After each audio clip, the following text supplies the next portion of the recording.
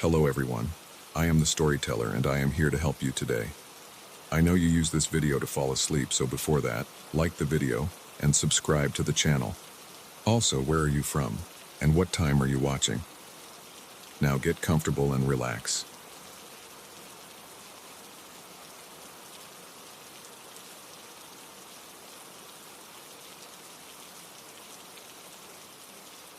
I never thought I'd be afraid of my own shadow, but that was before he moved in next door. Now, every flicker of movement, every unexpected sound makes my heart race. It started innocently enough. But isn't that how these things always begin? The day Jake moved in was unremarkable. I was watering the plants on my porch when a moving truck pulled up to the house next door.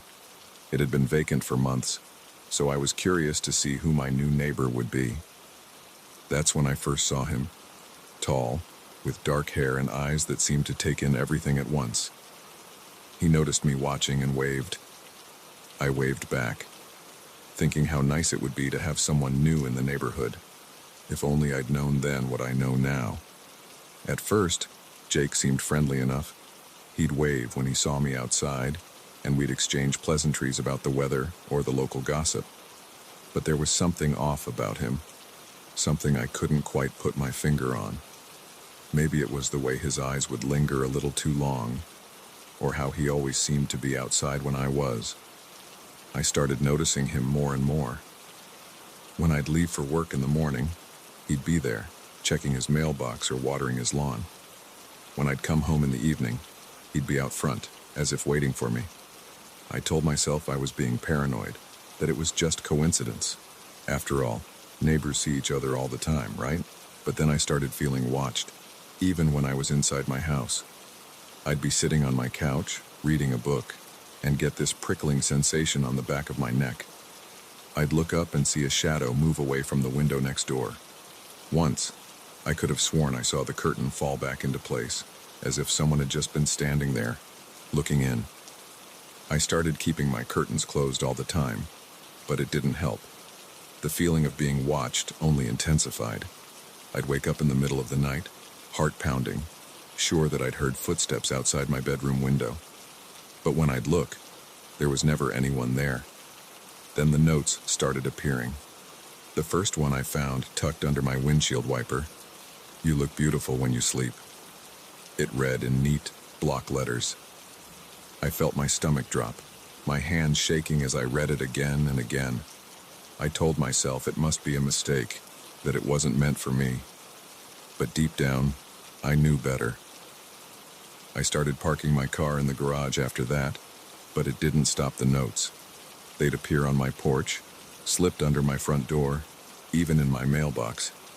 Each one more unsettling than the last.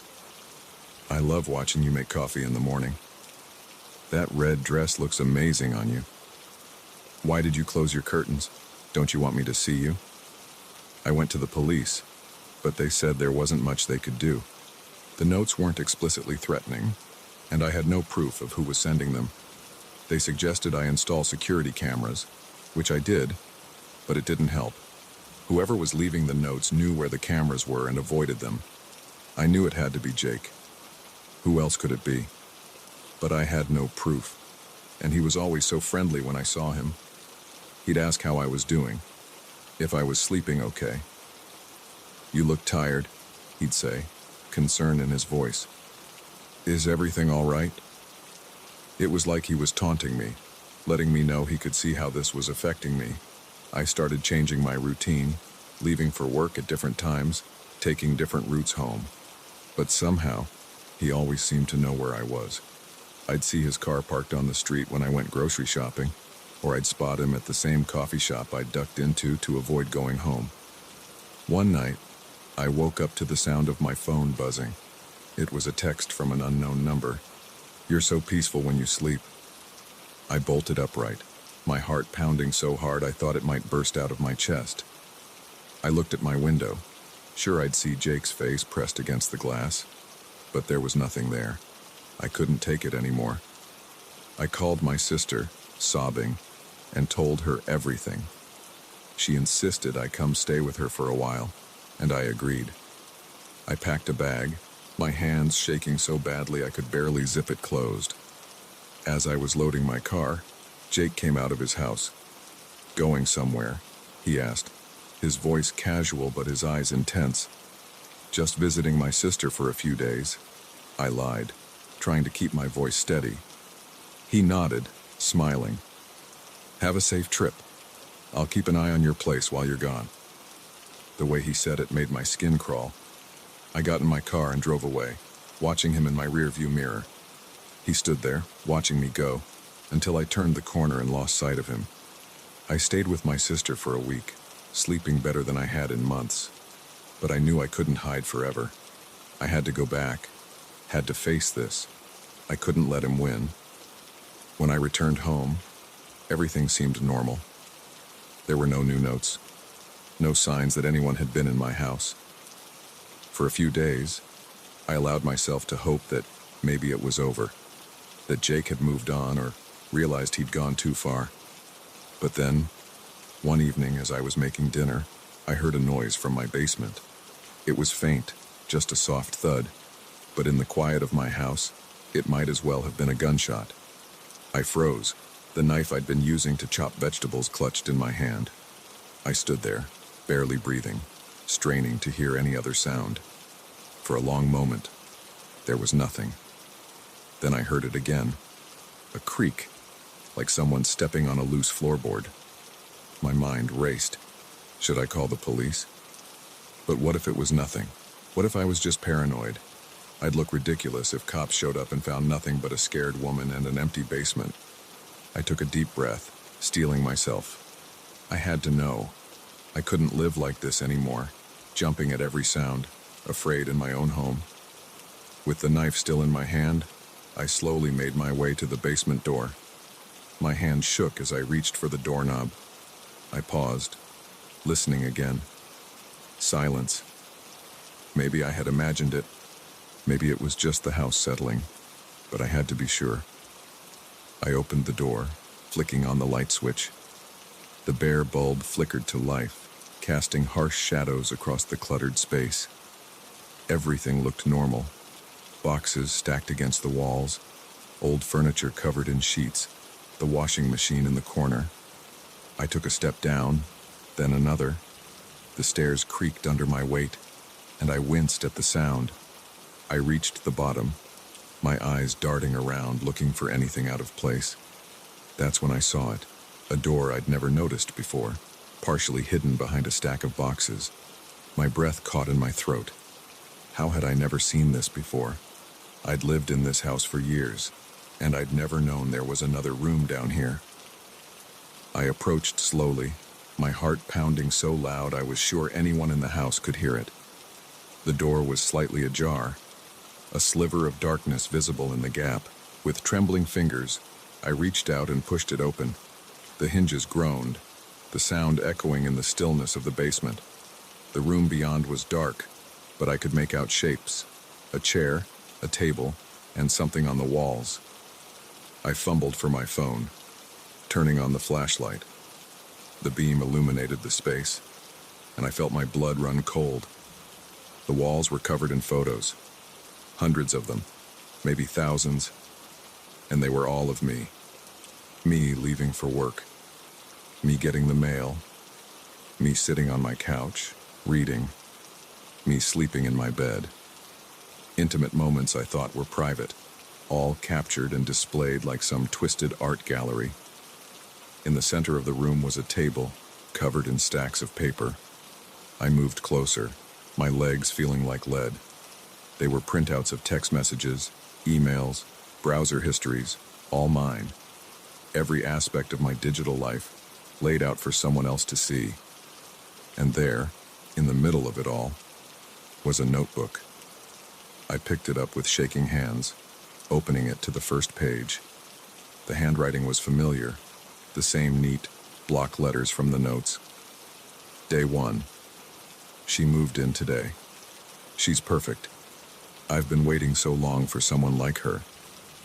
I flipped through the pages, my horror growing with each one.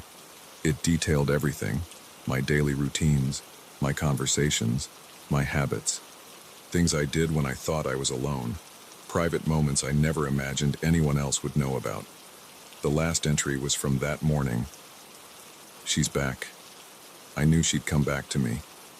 Tonight, we'll finally be together. A floorboard creaked behind me. I spun around, the flashlight beam dancing wildly across the room. And there he was. Jake, standing in the doorway, a smile on his face and a glint in his eye that made my blood run cold. "Welcome home," he said softly. "I've been waiting for you."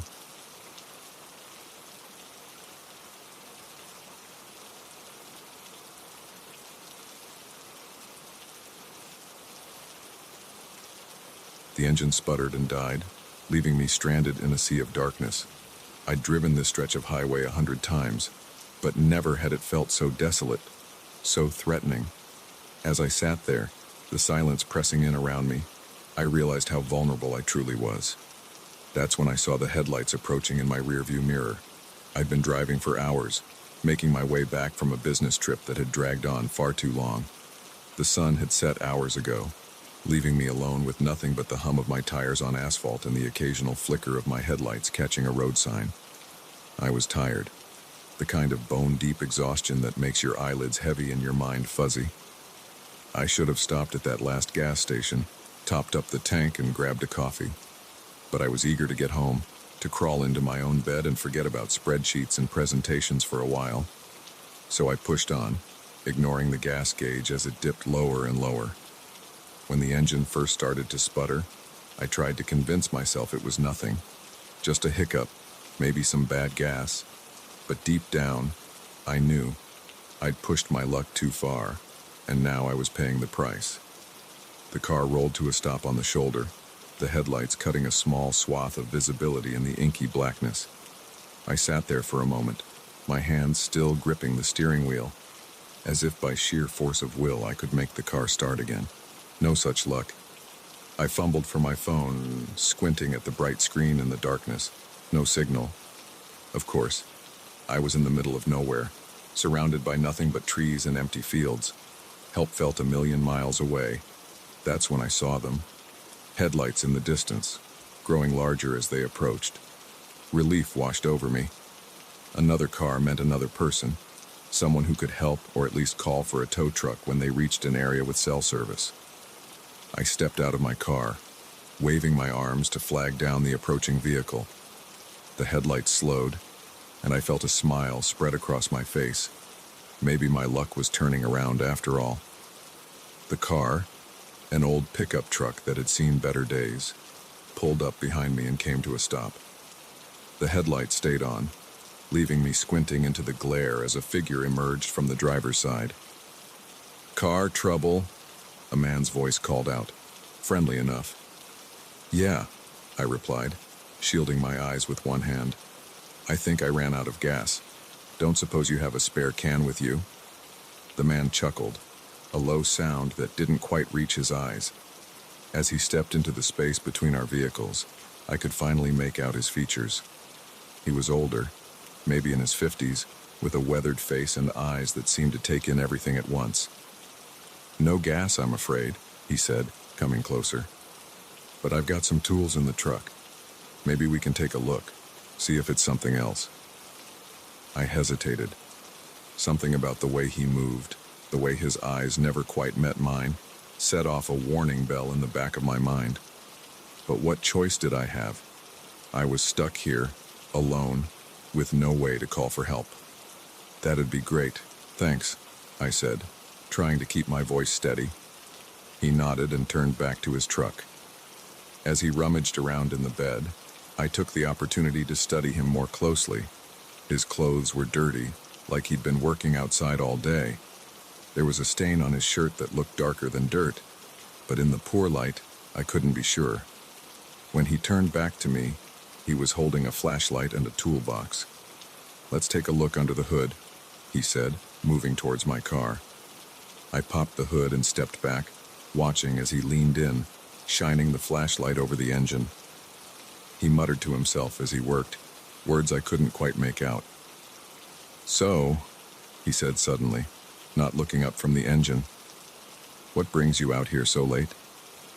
Just heading home from a business trip, I replied, trying to sound casual. Guess I miscalculated how much gas I had left. He grunted in response, then straightened up, wiping his hands on his jeans. Well, it's not the battery, he said, and I don't see any obvious leaks. Probably is just out of gas. I nodded, unsure of what to say next. The man stood there, looking at me with an intensity that made me uncomfortable. Where you headed? He asked, his tone conversational but his eyes sharp. Just up to Cedar Grove, I said, naming a town about an hour up the road. It wasn't where I was actually going, but something told me not to give this stranger too much information. He nodded slowly, a small smile playing at the corners of his mouth. Cedar Grove, huh? That's quite a ways from here. You got family there? I shifted uncomfortably, acutely aware of how alone we were on this dark stretch of road. No, just home, I said, trying to keep my voice light. Listen, I really appreciate you stopping, but maybe I should just call for a tow truck. The man's smile widened, but it didn't reach his eyes. No cell service out here, he said, gesturing to the empty road around us. Nearest town's about 20 miles that way. He pointed down the road in the direction I'd been heading. My heart sank. 20 miles. It might as well have been 100. Tell you what, the man continued, closing my car's hood with a thud that made me jump. I can give you a ride to town. There's a gas station there. We can get you some gas and bring it back here. Every instinct I had was screaming at me to say no. This man, this situation, it all felt wrong. But what other choice did I have? I couldn't stay here all night, and walking 20 miles in the dark wasn't an option. I don't want to put you out, I stammered, buying time as I tried to think of a way out of this. The man waved his hand dismissively. No trouble at all, he said. I'm headed that way anyhow. Wouldn't feel right leaving you out here all alone. Never know what kind of folks might come along. The irony of his words wasn't lost on me. I forced a smile, my mind racing. That's really kind of you, I said. But maybe I should just wait here. My boyfriend is expecting me. He'll probably come looking for me when I don't show up. The man's eyes narrowed slightly, and I saw something flash across his face. Anger, disappointment. It was gone so quickly I couldn't be sure. Boyfriend, huh? He said, his tone suddenly cooler. Funny, I didn't see a ring on your finger.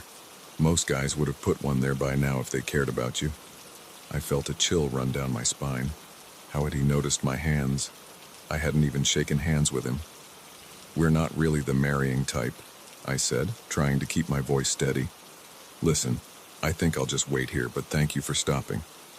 The man took a step closer, and I had to fight the urge to back away. Now, don't be like that, he said, his voice low. I'm just trying to help. It's not safe out here for a pretty little thing like you. All sorts of bad people around. My heart was pounding so hard I was sure he could hear it. I opened my mouth to respond, but before I could, a sound cut through the night, the distant rumble of an engine. We both turned to look down the road. Headlights appeared in the distance, growing larger as they approached.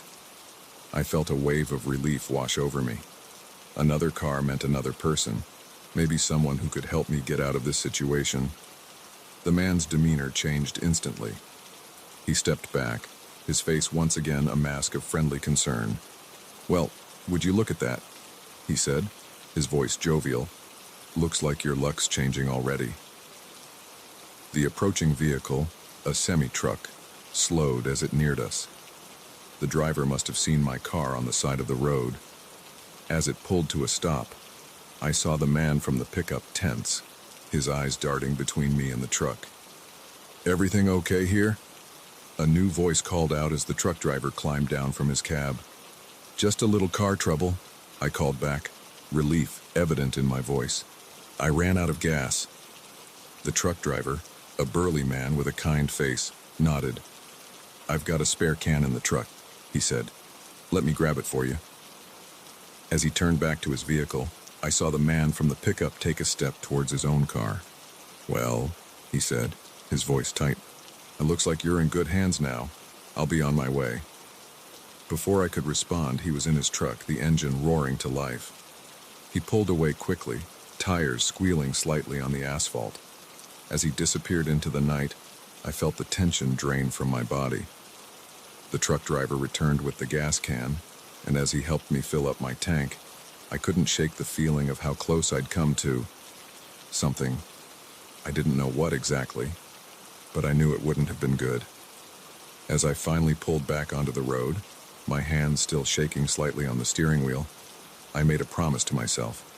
No more pushing my luck, no more ignoring my instincts, and definitely no more running out of gas on dark, lonely highways. Because sometimes, the real monsters aren't hiding under your bed or in the shadows. Sometimes, they're right there in plain sight, offering you a helping hand and a friendly smile.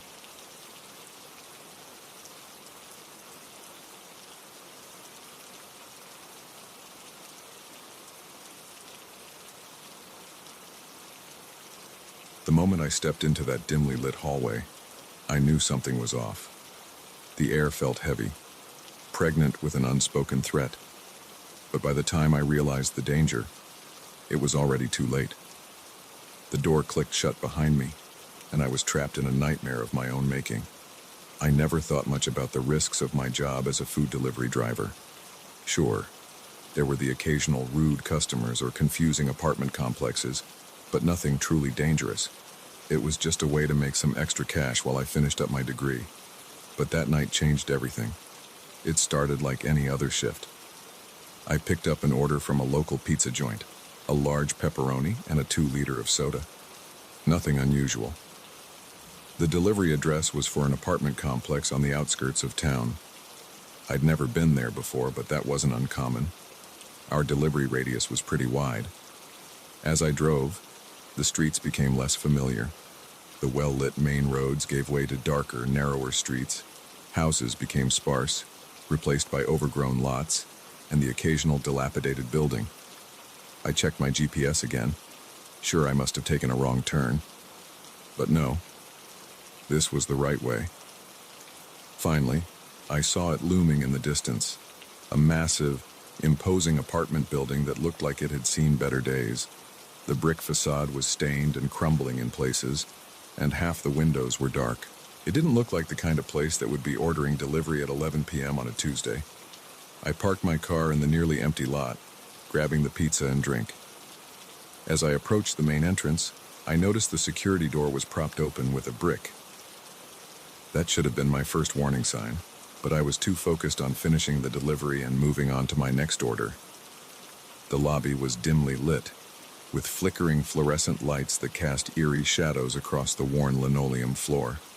The elevator looked like it hadn't worked in years, so I headed for the stairs. The order was for apartment 4C. As I climbed, the stairwell grew darker. By the time I reached the 4th floor, I had to use my phone's flashlight to see where I was going. The hallway was no better. Only every 3rd light seemed to be working, leaving large patches of darkness between pools of sickly yellow light.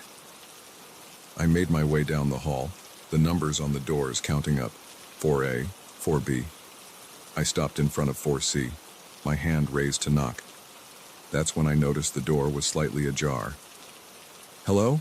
I called out, pushing the door open a bit more. "Pizza delivery." No response, just silence. I should have left right then. Should have set the pizza down, marked the order as delivered, and gotten the hell out of there. But I didn't. Maybe it was the promise of a tip, or maybe just my own stupid curiosity. Whatever the reason, I took a step inside. "Hello? Is anyone home? I've got your pizza order here." The apartment was dark, save for the pale glow of a TV in what I assumed was the living room. I took another step, my eyes struggling to adjust to the dim light. That's when I heard it, the soft click of the door closing behind me. I spun around, my heart leaping into my throat.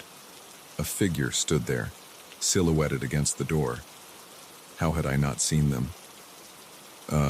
Sorry, I stammered, trying to keep my voice steady. I didn't mean to intrude.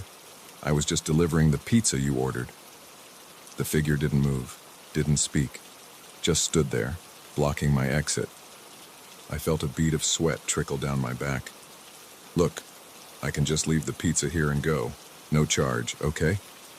Finally, the figure spoke. It was a man's voice, low and gravelly. Why don't you come in and set it down? I'm sure you could use a break. Every instinct in my body was screaming at me to run, but where? He was blocking the only exit I knew of.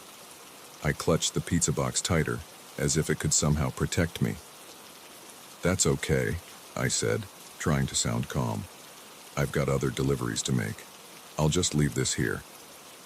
I set the pizza and soda down on a small table near the door, then turned back to the man. If you could just move aside, I'll be on my way. He chuckled, a sound that sent chills down my spine. But you've only just arrived. Why don't you stay a while? He took a step towards me, and I instinctively backed up. My foot caught on something, a rug, maybe, and I stumbled, catching myself on the wall. As I did, my hand brushed against a light switch. Without thinking, I flipped it on.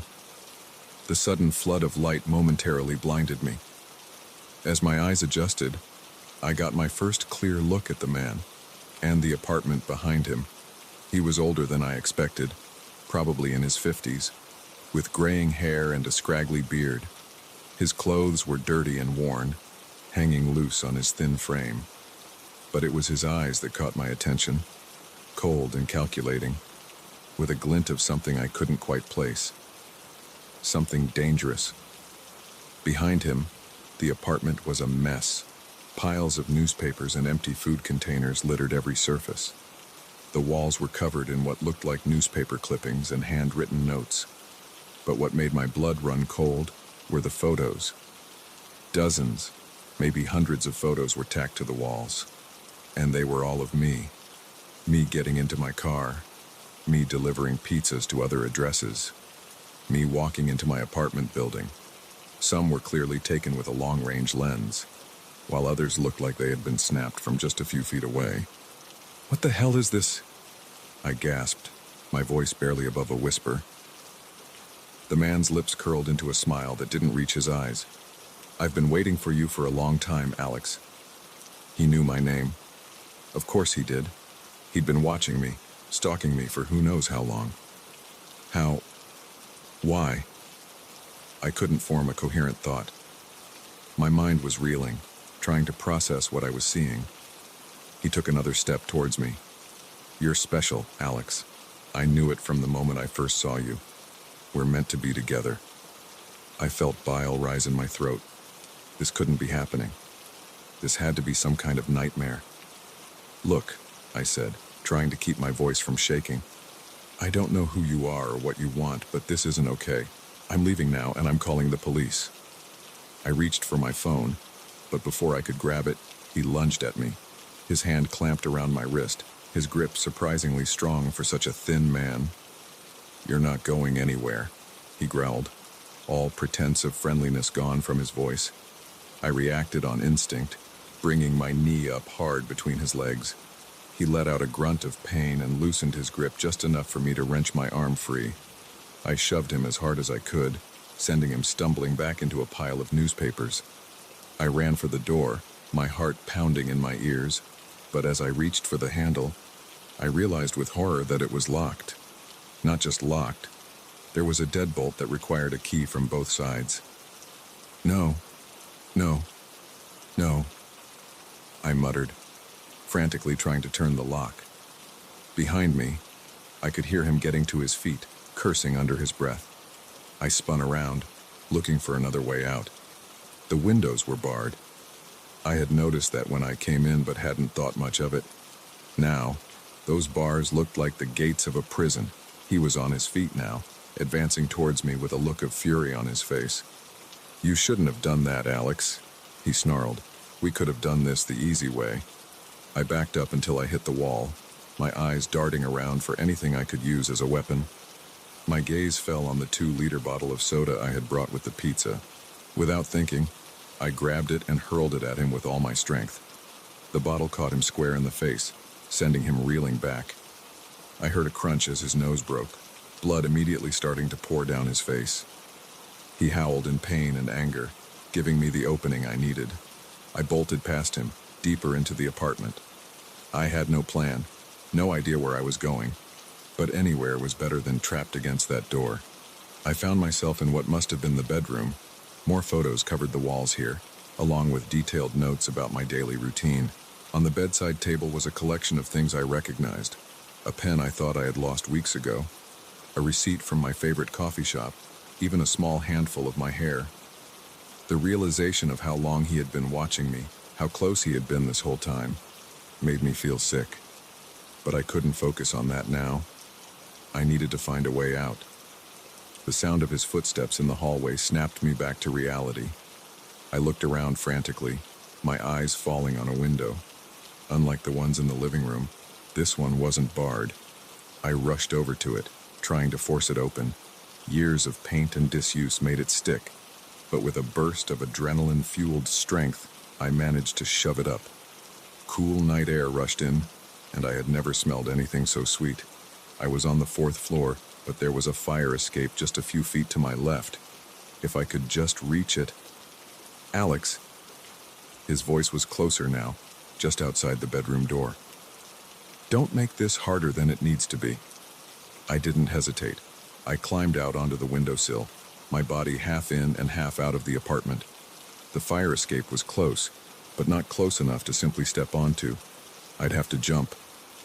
The bedroom door burst open just as I tensed to leap. I heard him yell something, but the blood pounding in my ears drowned it out. I pushed off from the window with all my might, my arms outstretched towards the rusted metal of the fire escape. For a moment, I was flying. Then my hands connected with the railing, the impact sending shocks of pain up my arms. But I held on, scrambling to pull myself up and over. I half climbed, half fell down the fire escape, not daring to look back. When I reached the bottom, I jumped the last few feet to the ground and ran. I ran like I had never run before, not stopping until I reached my car. My hands were shaking so badly I could barely get the key in the ignition, but finally, the engine roared to life. I peeled out of the parking lot, tires screeching against the pavement. It wasn't until I was miles away, parked in a brightly lit gas station parking lot, that I finally allowed myself to break down. Sobs racked my body as the full weight of what had just happened crashed over me. I called the police and, of course. They searched the apartment but found it empty. He was gone, along with all the photos and evidence of his obsession. They took my statement, promised to keep an eye out, but I could tell they didn't have much hope of finding him. I quit my delivery job that night, moved to a new apartment across town, but even now, months later, I can't shake the feeling of being watched. Every time I see a camera, every time I catch a glimpse of someone watching me for a moment too long, I wonder, is it him? Has he found me again? I don't know if I'll ever feel truly safe again, but I do know one thing. I'll never look at a late-night food delivery the same way. Because sometimes, the real monsters aren't hiding in the shadows. Sometimes, they're the ones inviting you in, with a smile and a pizza order.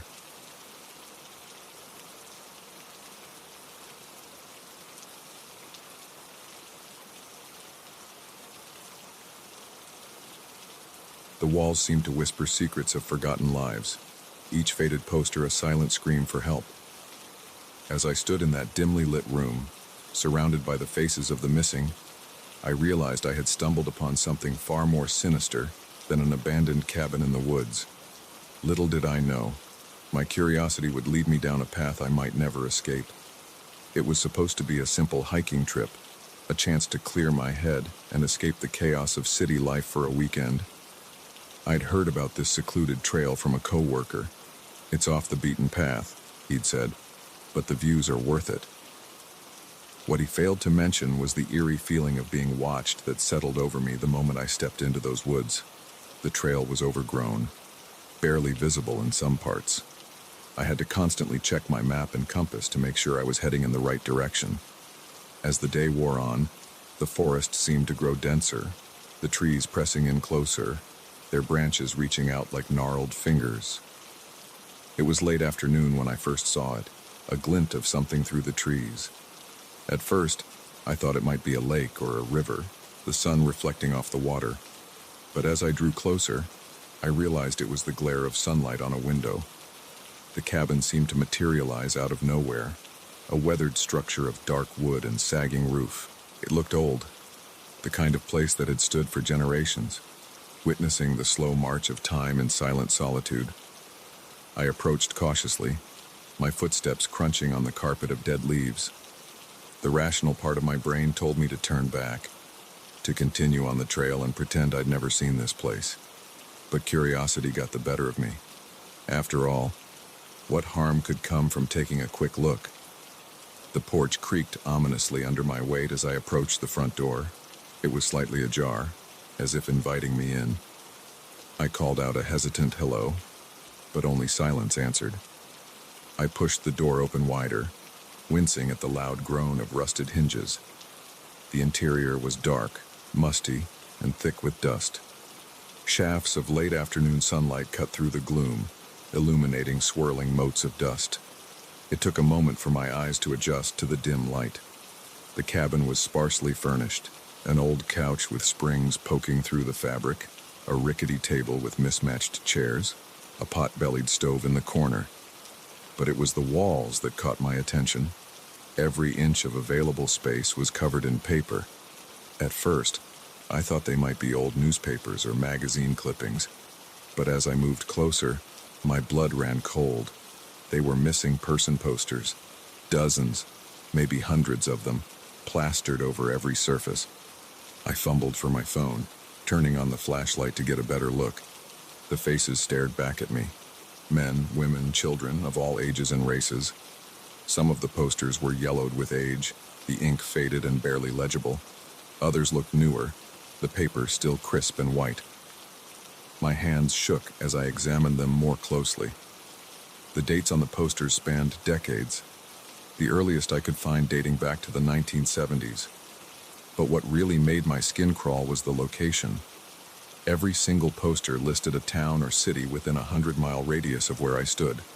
I moved deeper into the cabin, my flashlight beam dancing across the walls. In the kitchen, more posters. In the small bedroom, they covered every surface, even the ceiling.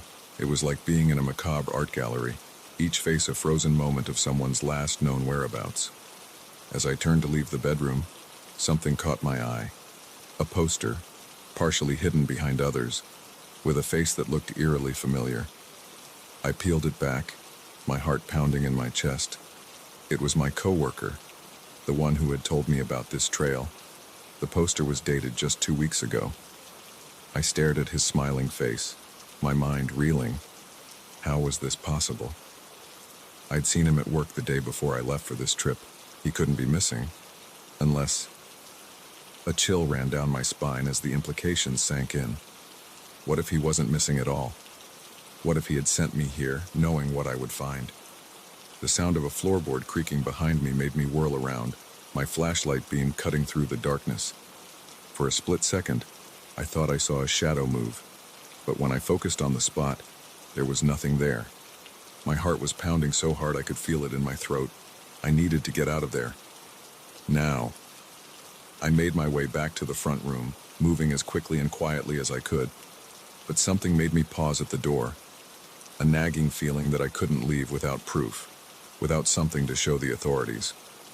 With shaking hands, I pulled out my phone and started taking pictures. The walls, the individual posters, close-ups of the dates and locations. I tried to be thorough, knowing this might be my only chance. As I was photographing a section of wall near the front door, I noticed something odd. One of the posters seemed to be covering something. The edge was peeling back slightly, revealing what looked like writing underneath. Against my better judgment, I reached out and carefully peeled back the poster. Underneath, scratched into the wood, were words. As I read them, I felt the blood drain from my face. "They know you're here." A sound from outside made me jump. It was faint, but unmistakable, the snap of a twig underfoot. I didn't hesitate. I bolted for the door, bursting out onto the porch and down the rickety steps. As I reached the edge of the clearing, I risked a glance back at the cabin. There, in the doorway, stood a figure. The fading light cast their face in shadow, but I could feel their eyes on me. They raised a hand, almost like they were waving goodbye. I ran. I ran like I've never run before, crashing through undergrowth, leaping over fallen logs, my lungs burning and branches whipping at my face. I didn't know if I was being followed, and I didn't dare look back to check. I don't know how long I ran. It felt like hours. The forest had grown dark, the trees looming overhead like silent sentinels. Every rustle of leaves, every snapping twig sent a jolt of terror through me. Finally, mercifully, I saw lights ahead. The parking lot where I'd left my car seemed to shimmer like a mirage, a beacon of safety in the oppressive darkness of the forest. I scrambled into my car, fumbling with the keys, my hands shaking so badly I could barely get them into the ignition. As the engine roared to life, I caught movement in my rearview mirror, a shape, darker than the surrounding night, emerging from the tree line. I floored it, tires squealing on the gravel as I peeled out of the parking lot. I didn't slow down until I hit the main highway, the lights of other cars and the distant glow of the city never looking so welcoming. I drove straight to the police station. The officer at the desk looked skeptical as I babbled out my story, but when I showed him the pictures on my phone, his expression changed. He disappeared into a back room, returning a few minutes later with a detective. I spent hours at the station, repeating my story, showing them the pictures, answering their questions. They seemed particularly interested in the poster of my coworker. When I mentioned that I'd seen him just days ago, the detective exchanged a look with his partner that I couldn't quite interpret. They told me they'd investigate, that they'd send a team out to the cabin first thing in the morning. They advised me not to talk about what I'd seen to anyone. For your own safety, they said. I went home that night, but I couldn't sleep. Every time I closed my eyes, I saw those faces on the posters, their eyes seeming to follow me. I kept replaying the events in my mind, second-guessing every decision I'd made. Should I have left sooner? Should I have never gone into the cabin at all? The next morning, I got a call from the detective. They'd sent a team out to the location I'd given them, but they hadn't found anything. No cabin, no posters, not even a clearing that matched my description. I protested, insisted that I could take them there myself, but when we arrived at the trailhead, nothing looked familiar. The path I remembered taking was nowhere to be found. It was as if the entire experience had been a vivid, terrifying dream. But I know what I saw. The pictures on my phone prove it, even if the police seem hesitant to accept them as evidence. They say the images could have been doctored, that without the physical evidence of the cabin and the posters, there's not much they can do. My coworker never came back to work. The official story is that he quit suddenly, moved out of state for a new job opportunity. But I know the truth. His face is seared into my memory, smiling out from that missing person poster. I've spent countless hours since then researching the names and faces from the posters I saw. Some of them I've been able to find information about, cold cases mostly, people who vanished without a trace over the years. But many of them don't seem to exist in any official records. It's like they've been erased, their disappearances as forgotten as that cabin in the woods. I don't go hiking anymore. I've moved to a new apartment in a busy part of the city, surrounded by the constant hum of traffic and the comforting presence of other people. But even here, I can't shake the feeling of being watched. Sometimes, late at night, I think I see a familiar shape in the shadows outside my window. A figure, darker than the surrounding darkness, watching and waiting, and I wonder, how long before I become just another face on a poster, another forgotten mystery in that cabin of lost souls?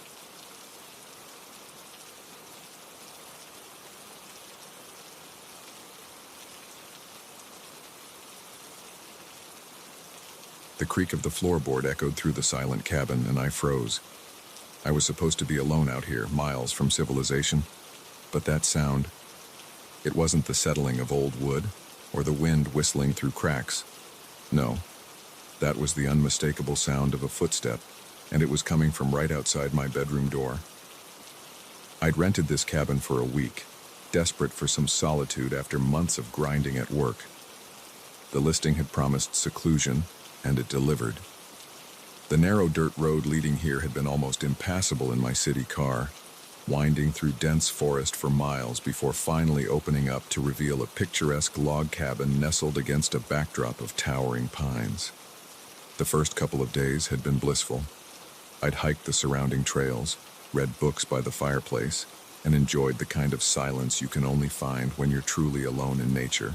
No cell service, no Wi-Fi, not even a landline, just me in the wilderness. But on the third night, things changed. It started with little things. A chair I could have sworn I'd tucked under the kitchen table was pulled out when I came in from a hike. A book I'd left on the coffee table was suddenly on the shelf. Small enough discrepancies that I could almost convince myself I was imagining things, that the isolation was playing tricks on my mind.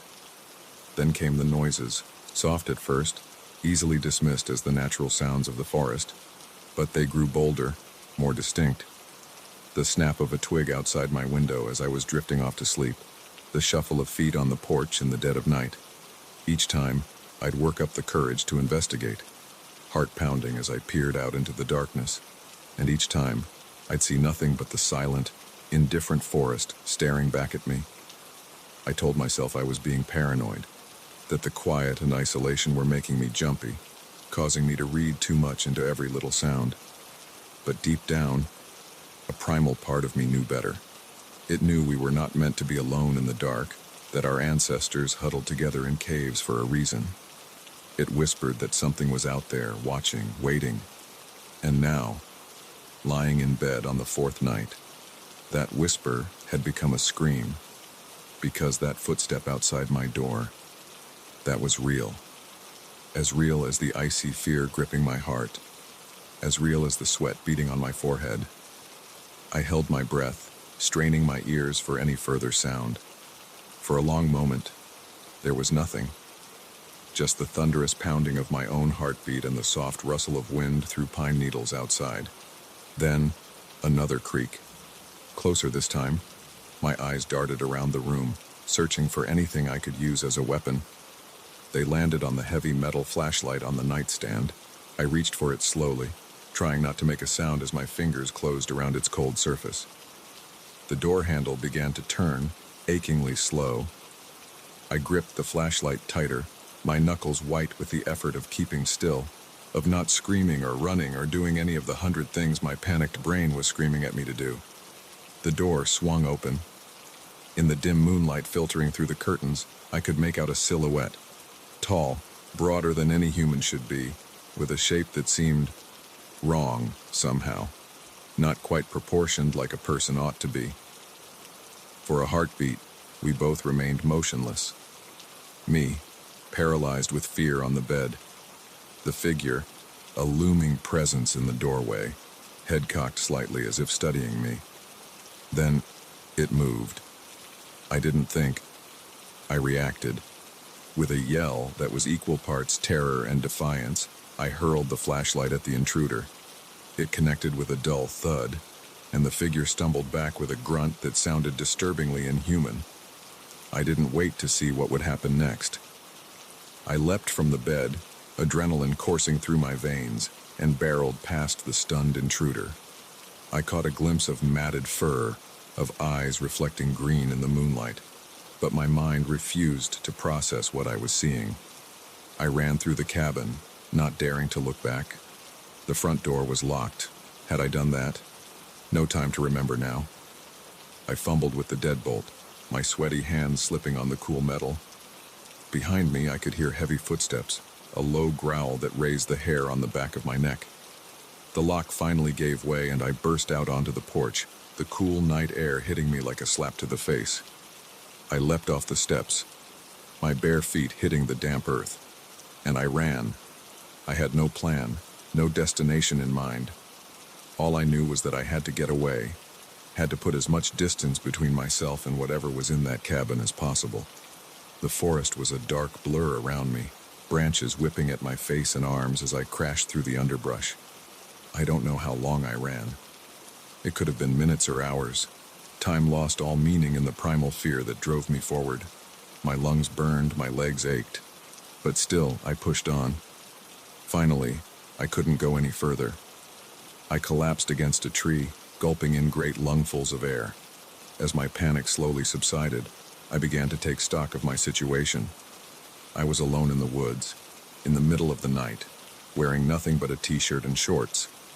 I had no shoes, no phone, no idea which direction the cabin was in. And something I couldn't even begin to comprehend, was out here with me. A twig snapped in the darkness behind me. I whirled around, pressing my back against the rough bark of the tree. My eyes strained against the gloom, searching for any sign of movement. The forest seemed to hold its breath, an unnatural silence settling over everything. Then, I saw them, eyes, glowing faintly in the darkness. Not just one pair, but several, surrounding me on all sides. They blinked slowly, methodically, like predators sizing up their prey. A low growl rumbled through the night, seeming to come from everywhere and nowhere at once. I felt it in my chest, a primal sound that spoke of hunger and violence. This was it, I thought. This is how I die. Alone in the woods, torn apart by what? My mind still couldn't wrap itself around what I'd seen in the cabin, what I was seeing now. But as the eyes drew closer, as dark shapes began to materialize from the shadows, a strange calm settled over me. The fear was still there, but it was muted now, overshadowed by a grim acceptance. If this was my end, I would face it standing. I pushed off from the tree, standing as tall as I could. "What are you?" I called out, surprised by the steadiness in my voice. "What do you want from me?" For a long moment, there was no response. Then, a voice spoke from the darkness.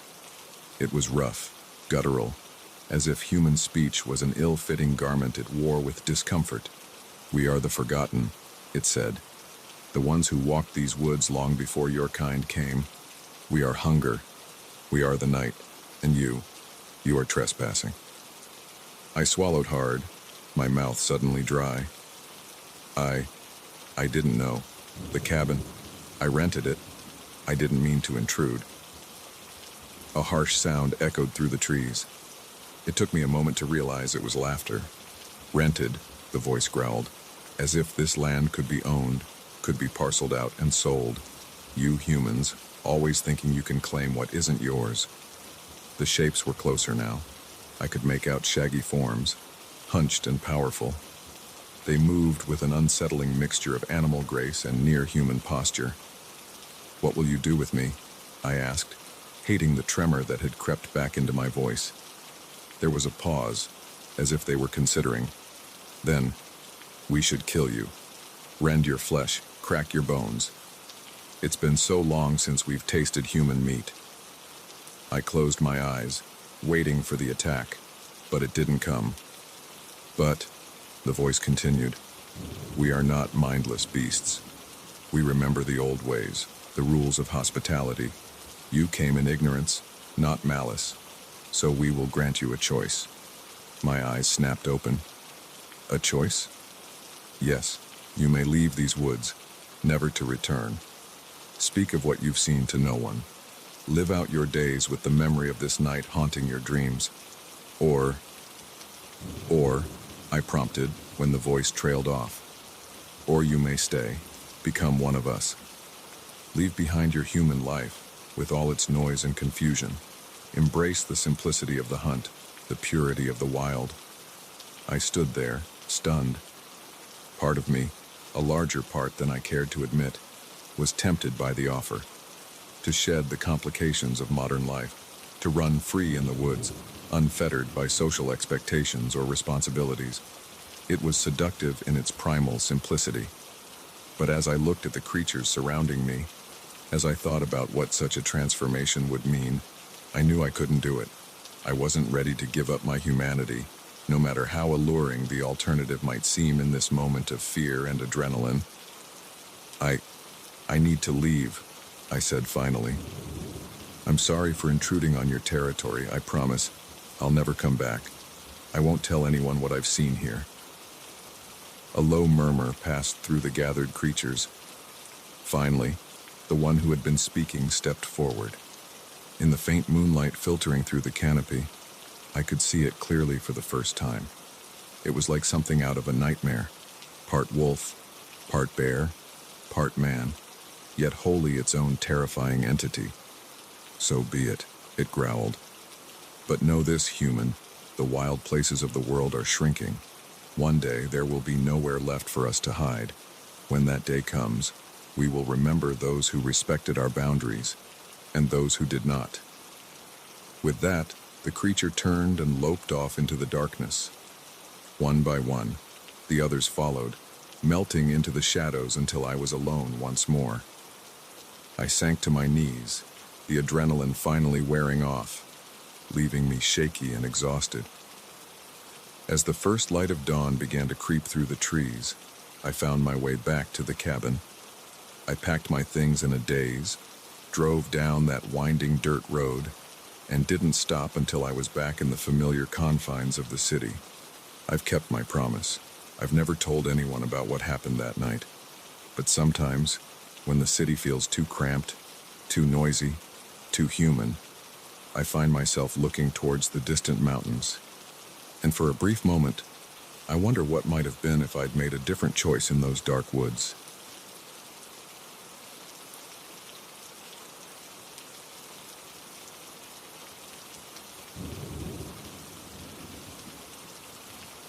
The first time I found blood on Sarah's sheets, I told myself it was an accident. By the third time, I knew something was terribly wrong. My roommate was hiding a dark secret, and I was beginning to fear that uncovering it might cost me everything. I met Sarah at the start of our sophomore year of college. We were both looking for a roommate, tired of the chaos of dorm life and eager for a bit more independence. She seemed perfect, quiet, studious, with a dry sense of humor that matched my own. We found a small 2-bedroom apartment just off campus and moved in together. The first few months were great. We fell into an easy rhythm, studying together in the evenings, occasionally going out for coffee or a movie.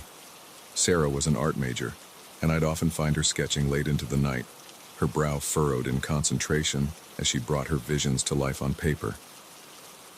It was about 4 months into our living arrangement when I first noticed something off. I was doing laundry. It was my turn that week. When I saw a small blood stain on Sarah's sheets, it wasn't unusual in itself. Accidents happen, but when I mentioned it to her later, just to make sure she was okay, her reaction struck me as odd. She froze for a moment, her eyes widening slightly before she forced a laugh. "Oh, that," she said, waving her hand dismissively. I must have nicked myself shaving or something. "Thanks for washing it out." I nodded, but something about her response didn't sit right with me. It felt rehearsed, like she'd been expecting the question, but I brushed it off. After all, it was just a small blood stain, nothing to worry about. A few weeks later, it happened again. This time, the stain was larger, and there were several of them scattered across the sheet. Again, I mentioned it to Sarah, and again, she brushed it off with a vague explanation about a nosebleed. By the third time, I couldn't ignore it anymore. The sheets were practically soaked, and this time, I found a bloody towel stuffed at the bottom of the hamper. When I confronted Sarah, her face went pale. "It's nothing," she insisted, her voice tight. "I've just been having some health issues. It's under control." But I could see the fear in her eyes, the way her hands shook as she took the sheets from me. Something was very wrong, and Sarah was terrified of anyone finding out what it was. From that point on, I started paying closer attention to Sarah's behavior. I noticed things I'd overlooked before, how she'd sometimes disappear for hours without explanation, the way she'd flinch at unexpected noises, the locked box she kept under her bed, which I'd once glimpsed her opening. revealing a glint of metal inside. One night, I woke to the sound of muffled sobbing coming from Sarah's room. I lay there in the darkness, debating whether to check on her. Just as I'd decided to get up, I heard her door open. Footsteps padded down the hall, then the front door opened and closed. I waited a few minutes, then crept out of bed. Sarah's room was empty. Her window opened to the fire escape. On her desk, her sketchbook lay open. Curiosity got the better of me, and I flipped through it. What I saw made my blood run cold. Page after page of disturbing images. Dark, twisted figures with too many limbs, scenes of violence and gore rendered in exquisite detail, and scattered throughout. Portraits of a man I'd never seen before. In some, he looked normal. In others, his face was distorted, monstrous. I heard a noise outside and quickly closed the sketchbook, retreating to my room. Through my window, I saw Sarah climbing back up the fire escape. She was wearing all black, and as she slipped back into her room, I caught a glimpse of something in her hand, something that glinted in the moonlight. The next morning, Sarah acted like nothing had happened.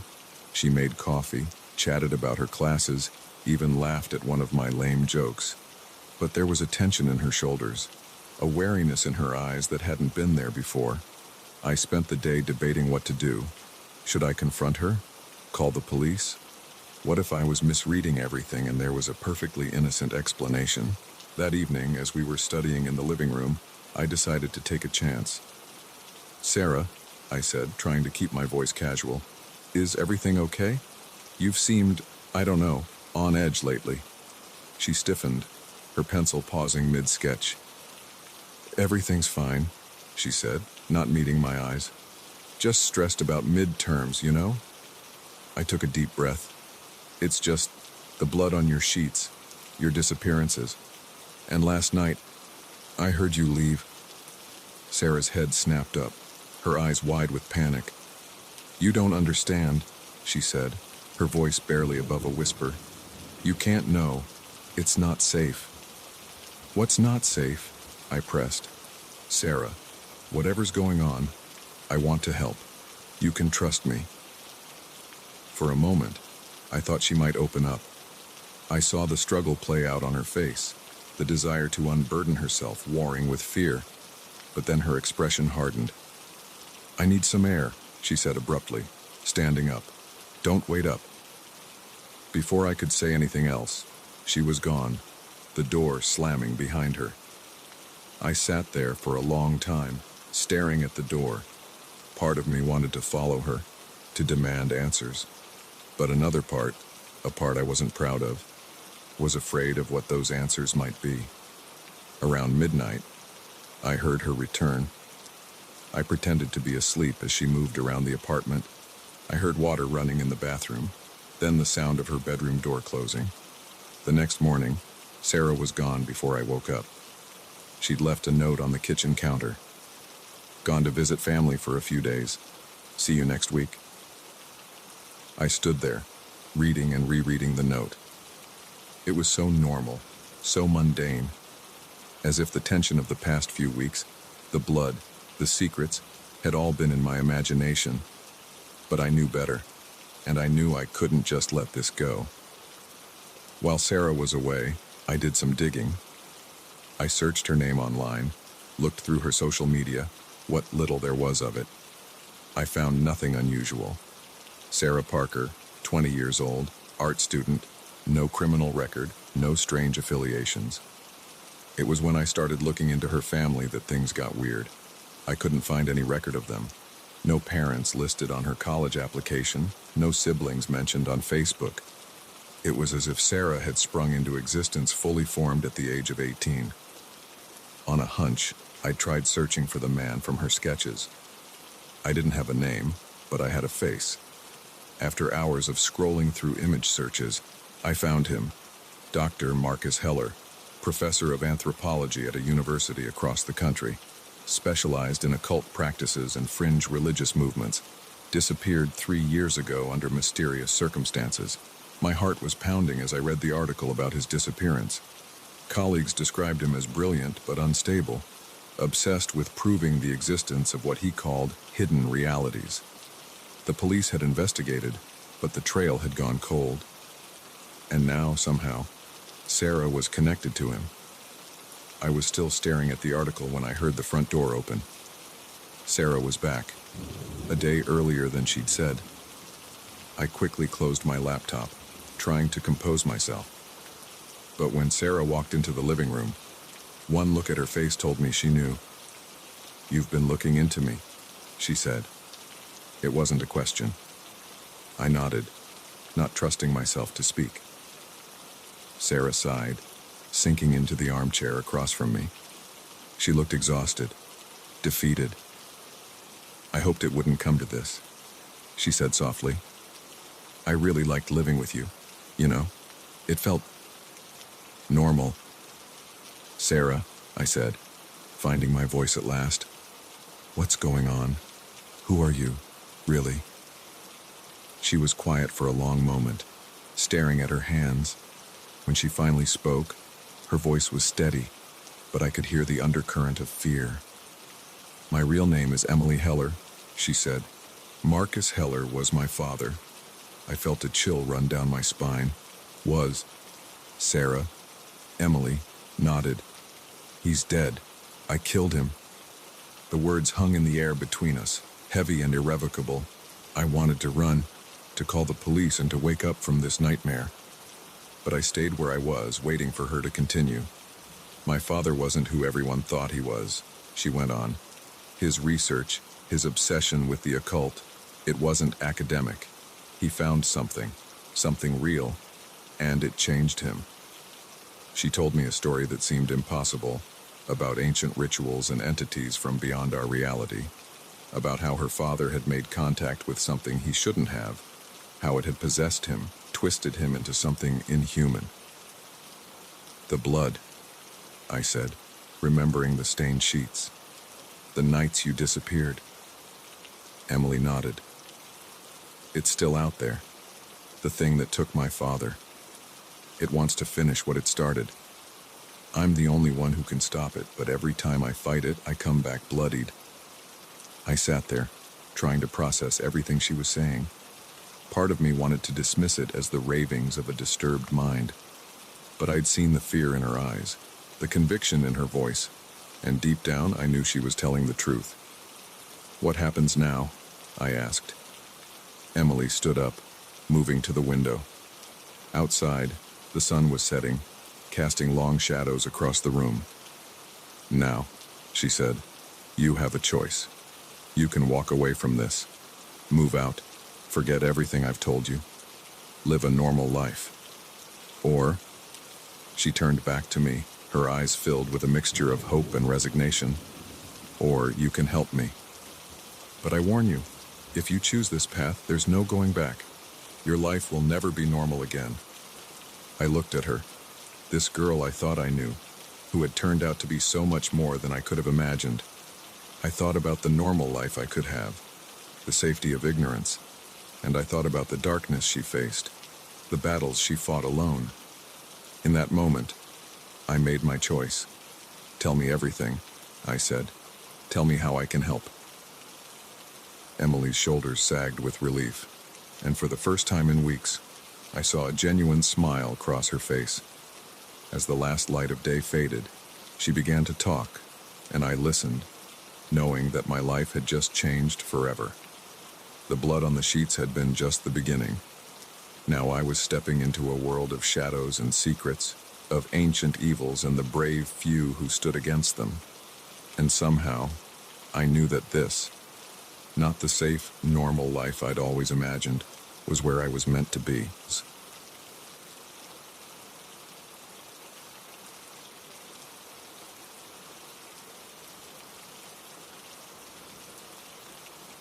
The moment I stepped through that crumbling doorway, I knew I'd made a terrible mistake. The air inside was thick with dust and decay, but beneath that lingered something else, a scent that spoke of secrets long buried and horrors best left undisturbed. I should have turned back then, should have heeded the warnings whispered by the wind through broken windows. But curiosity has always been my weakness, and it was about to lead me into a nightmare from which I might never wake. I'd always been fascinated by urban legends, those stories that skirt the edges of believability and send shivers down your spine. So when I heard about the old Ferguson house on the outskirts of town, I couldn't resist investigating. The stories varied, as they often do with these things. Some said the house was haunted by the ghosts of the Ferguson family, who'd all died mysteriously one winter night in the 1950s. Others claimed it was a portal to another dimension, that people who went in never came out quite the same, if they came out at all. Most locals avoided the place, crossing themselves when they drove past and hurrying their children along if they lingered too long staring at its dilapidated facade. But to me, it was irresistible. I chose a gloomy Tuesday afternoon for my expedition. The sky was overcast, threatening rain, which seemed fitting for the task at hand. I parked my car a little way down the road, not wanting to draw attention to myself. As I approached on foot, the house loomed before me, a decaying giant of peeling paint and rotting wood. The front gate hung askew on rusted hinges, creaking ominously as I pushed it open. Weeds choked the once manicured lawn, and the porch steps groaned under my weight. I hesitated at the front door, my hand hovering over the tarnished brass knob. This was my last chance to turn back, to chalk this up to a moment of foolishness and return to the safety of the known world. But I didn't. I turned the knob, surprised to find it unlocked, and stepped inside. The interior was a study in decay. Wallpaper peeled in long strips, revealing the bare bones of the house beneath. Furniture lay scattered and broken, as if a great storm had torn through the place. Dust motes danced in the weak light, filtering through grimy windows, giving the air a hazy, dreamlike quality. I moved deeper into the house, my footsteps echoing in the empty rooms. In what must have been the living room, a grand fireplace stood silent sentinel, its mantel adorned with faded photographs. I picked one up, wiping away years of grime with my thumb. A family smiled back at me. Mother, father, 2 children. The Fergusons, I presumed. They looked happy, normal. What had happened to them? As I set the photo down, a noise from upstairs made me freeze. It was faint, barely audible, but in the stillness of the house, it might as well have been a gunshot. A creak of floorboards, as if someone or something was moving around up there. My heart began to race. I told myself it was just the house settling, old wood responding to changes in temperature. But another part of me, a more primal part, screamed that I wasn't alone. I should have left then. Any sane person would have. But that damned curiosity of mine won out again. I found myself moving towards the stairs, each step an eternity as the old wood groaned beneath my feet. The upper floor was, if possible, in even worse shape than the ground level. Here, the smell of decay was stronger, mingled with something else, a coppery tang that tickled the back of my throat. I moved down the hallway, peering into rooms as I passed. A child's bedroom, frozen in time, dusty toys still scattered across the floor. A bathroom, its mirror cracked and clouded. A master bedroom, the bed still made as if waiting for its owners to return. And then I reached the last door. Unlike the others, this one was closed. As I stood before it, I could have sworn I heard something on the other side. A whisper, perhaps, or the rustle of movement. My hand shook as I reached for the doorknob. Every instinct screamed at me to run, to get out of this house and never look back. But I couldn't stop now. I had to know. The door swung open with a creak that seemed to echo through the entire house. At first, I couldn't make sense of what I was seeing. The room beyond was dark, the windows boarded up. But as my eyes adjusted, I began to discern shapes in the gloom. Shelves lined the walls, filled with jars of various sizes. And in those jars, I stumbled back, bile rising in my throat. Human remains, pieces of people, preserved in murky fluid. Hands, feet, eyes that seemed to stare accusingly at me through the glass. But that wasn't the worst of it. In the center of the room was a table, and on that table lay something that had once been human. It was twisted, changed, its limbs elongated and its skin a sickly gray. Its chest rose and fell with shallow breaths. It was alive. I must have made a sound, a gasp, a whimper, I'm not sure. But suddenly, its eyes snapped open. They were entirely black, like bottomless pits, and they fixed directly on me. I ran. I ran like I've never run before, stumbling down the stairs, through the decaying rooms, out into the fading afternoon light. I didn't stop until I reached my car, my lungs burning and my heart feeling like it might explode out of my chest. As I fumbled with my keys, I glanced back at the house. There, in an upstairs window, I saw a figure. Not the twisted thing from the room, but a man. He looked ordinary enough, middle-aged with graying hair. He smiled and waved, as if we were nothing more than neighbors greeting each other across a fence. I drove away, my tires squealing on the asphalt. I didn't slow down until I was back in town, surrounded by the comforting signs of normal life, people walking dogs, children playing, the familiar glow of streetlights coming on as dusk fell. That night, I couldn't sleep. Every time I closed my eyes, I saw those jars, that thing on the table, the man waving from the window. I told myself it wasn't real, that I'd imagined it all, a product of an overactive imagination and too many urban legends.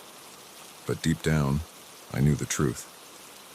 What I'd seen in that house was real, and somehow, I knew it wasn't over. The next day, I went to the local library, determined to find out more about the Ferguson house and its history. The librarian, an elderly woman named Margaret, grew pale when I mentioned it. "Why do you want to know about that place?" she asked, her voice barely above a whisper. I hesitated, then decided to tell her the truth. As I recounted my experience, her eyes grew wider and wider. When I finished, she sat back in her chair, shaking her head slowly. "You shouldn't have gone there," she said. "No one should ever go there." She told me a story then, one that had been passed down through generations in the town. The Fergusons, she said, had not been what they seemed. They were practitioners of dark arts, seekers of forbidden knowledge. They had delved into realms best left unexplored, and in doing so, had unleashed something terrible. The night they died, Margaret said, her voice trembling, the whole town could hear the screams. When the police finally broke down the door, they found... Well, they never spoke about what they found, but those who went in were never the same afterwards. I thought of the jars, the thing on the table, and shuddered. "But I saw someone there," I said. "A man, waving from the window." Margaret's face went even paler. "That's impossible," she whispered. "No one has lived in that house for over 60 years. As I left the library, my mind was reeling. What had I stumbled into? What was really going on in that house? Over the next few days, I tried to put it out of my mind. I went to work, met friends for drinks, did all the normal things that make up a life. But I couldn't shake the feeling that something had changed. I felt watched all the time. I'd catch glimpses of movement out of the corner of my eye, only to turn and find nothing there. And then the dreams started. Terrible nightmares of that room, of jars filled with writhing things that used to be human, of the man from the window, smiling as he approached me with a knife. I'd wake up screaming, drenched in sweat, the coppery smell from the house seeming to linger in my nostrils. A week after my visit to the Ferguson house, I came home to find a package on my doorstep. There was no return address, no postmark, just my name, written in an elegant, old-fashioned script. With trembling hands, I opened it. Inside was a single jar, identical to the ones I'd seen in that room, and floating in the cloudy liquid within was a human eye, its iris a striking blue. Taped to the jar was a note. "You saw. Now you're part of it. We'll be seeing you soon. I don't know what to do. I can't go to the police. Who would believe me? I can't leave town, somehow. I know they'd find me wherever I went. All I can do is wait and wonder when they'll come for me. So if you're reading this, heed my warning. Stay away from the Ferguson house. Don't let curiosity get the better of you. Because once you step inside, once you see what lurks in the shadows of that place, you can never truly leave. And remember, if you ever find a package on your doorstep with no return address, don't open it. Run. Run as far and as fast as you can, because by then, it might already be too late.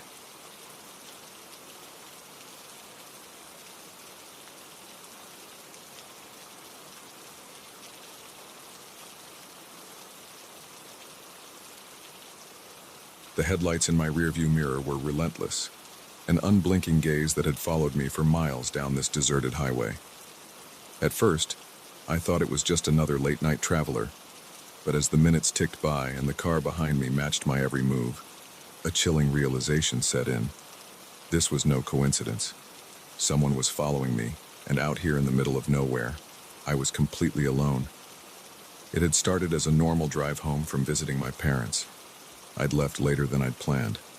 The goodbyes and just one more cup of coffee, stretching into the evening. By the time I hit the road, the sun had already set, leaving me to navigate the long stretch of highway that cut through miles of empty farmland and patches of dense forest.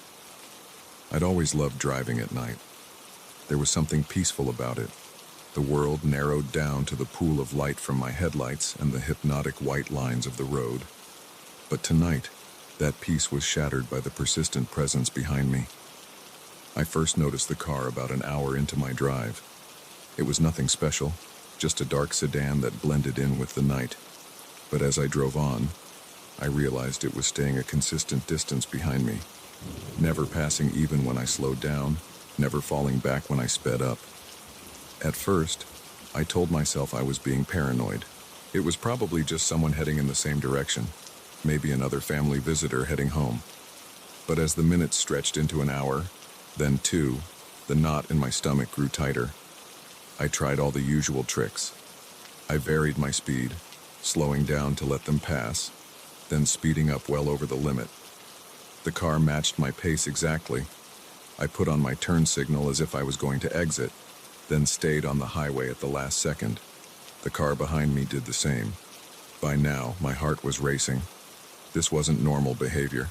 Whoever was behind me was definitely following me, and out here, with no other cars in sight and the next town miles away, I felt incredibly vulnerable.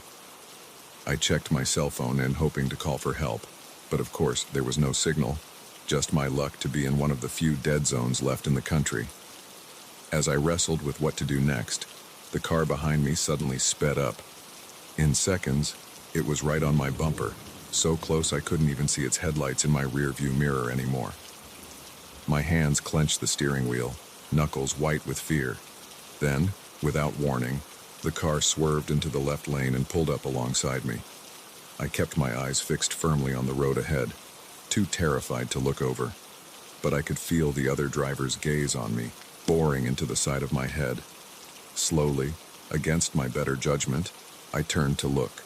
The other car's windows were tinted, too dark to see inside. But as I watched, the driver's window began to roll down. I snapped my eyes back to the road, my breath coming in short, panicked gasps. What did they want? Were they going to try to run me off the road? My mind raced through worst-case scenarios, each more terrifying than the last. A horn blared, long and loud, making me jump in my seat. The other car was signaling for me to pull over. Fat chance of that happening.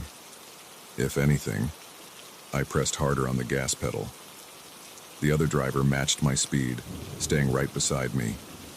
Then, I heard a voice, carried on the wind rushing between our cars. "Pull over. You need to pull over now." It was a man's voice, deep and insistent. I shook my head, more to myself than to him. There was no way I was stopping out here in the middle of nowhere with this lunatic. The man's voice came again, more urgent this time. Your back tire. It's about to blow. Pull over.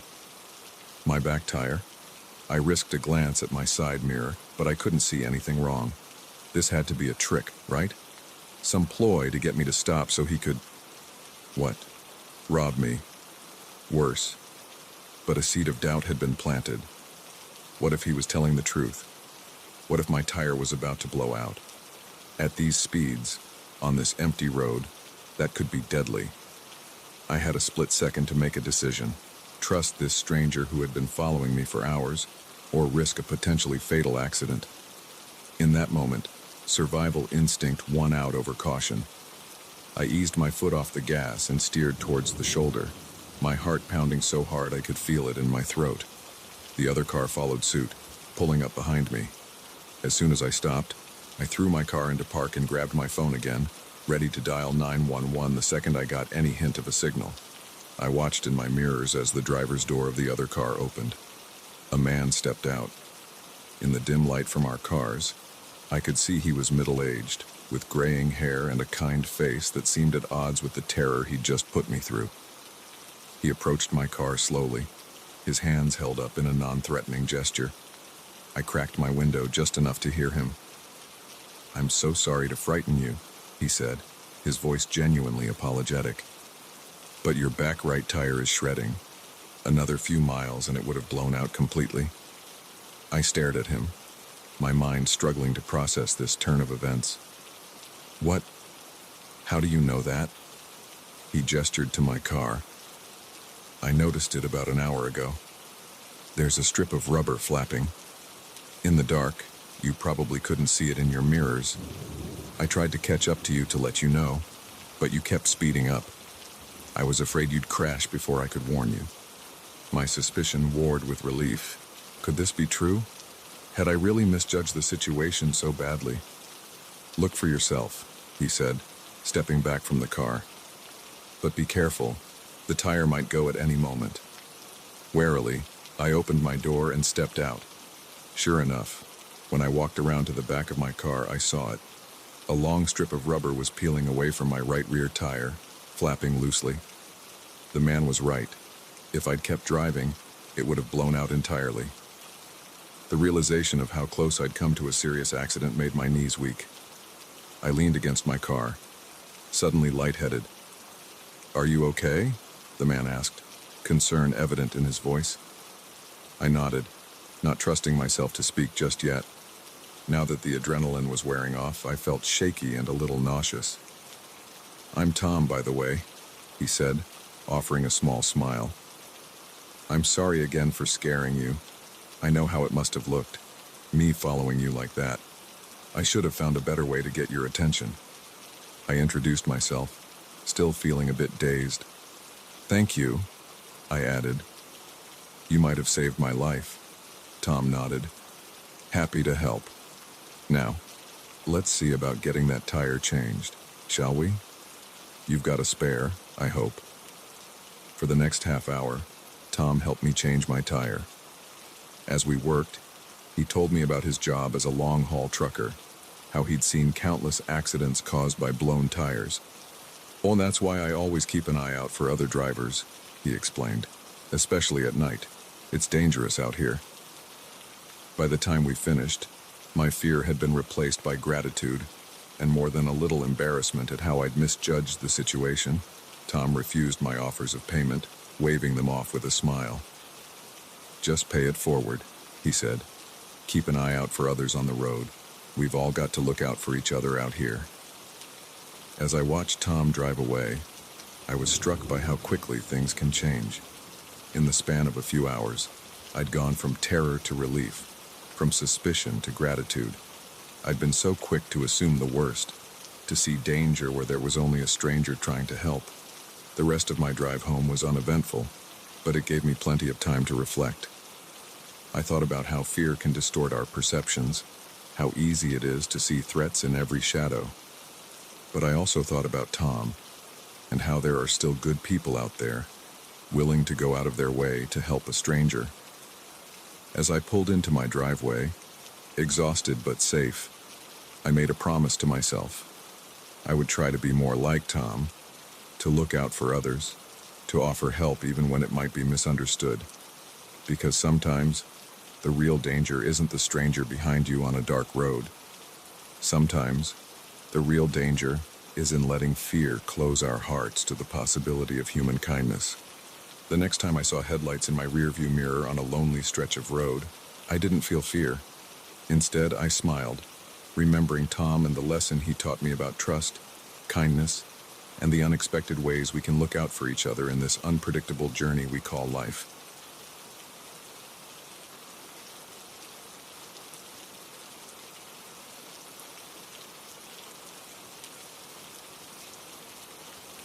The girl's eyes were wide with terror, her words spilling out in a frantic whisper. "Please, you have to help me. They're coming." In that moment, as we stood in the flickering light of the deserted rest stop, I realized my quiet night drive had just taken a turn into a nightmare I never could have imagined. It was just past midnight, and I'd been on the road for hours. As a long-haul trucker, I was used to these endless nights, the hypnotic white lines of the highway stretching out before me. But something about this night felt different. The air was heavy, charged with an energy I couldn't quite explain. I'd pulled into the rest stop more out of habit than necessity. It was one of those small, isolated places you find dotting the highways. Just a few dim lights, a couple of vending machines, and a block of weathered restrooms. As I stepped out of my truck, stretching my legs, I noticed how quiet it was. No other vehicles, no distant hum of traffic. Just the soft buzz of insects and the whisper of wind through the trees. That's when I saw her. A girl, couldn't have been more than 15 or 16, emerged from the shadows near the restrooms. Her clothes were dirty and torn, her hair a tangled mess.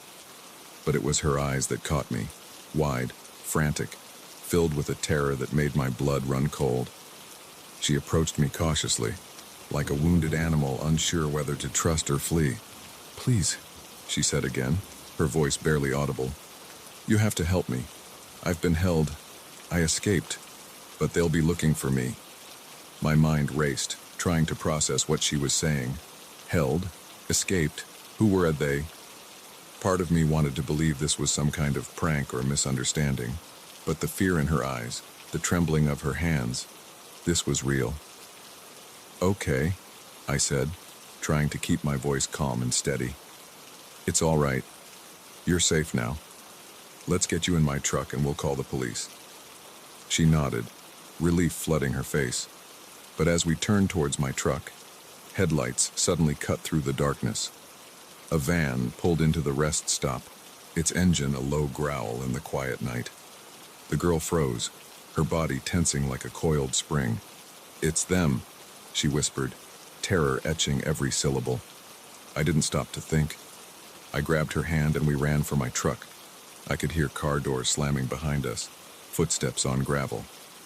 We reached my rig and I all but lifted the girl into the passenger seat before scrambling in myself.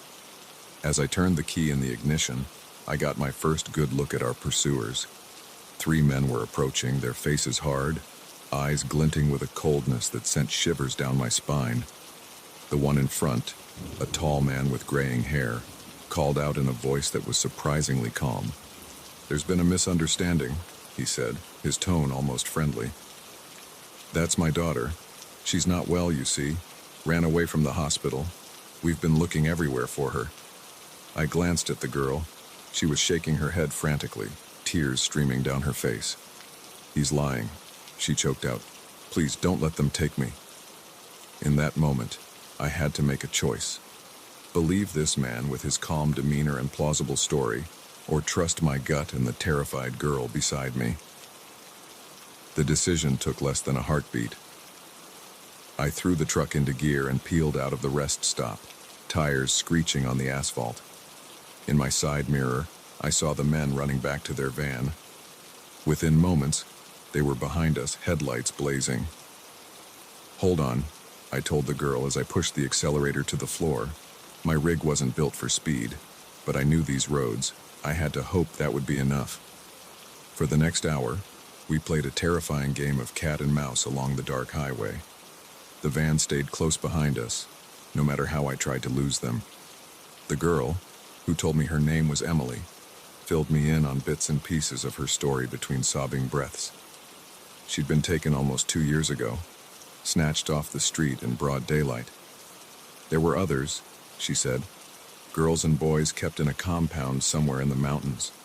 She'd managed to escape during a transfer, slipping away at a gas station and hiding in the woods until she found the rest stop.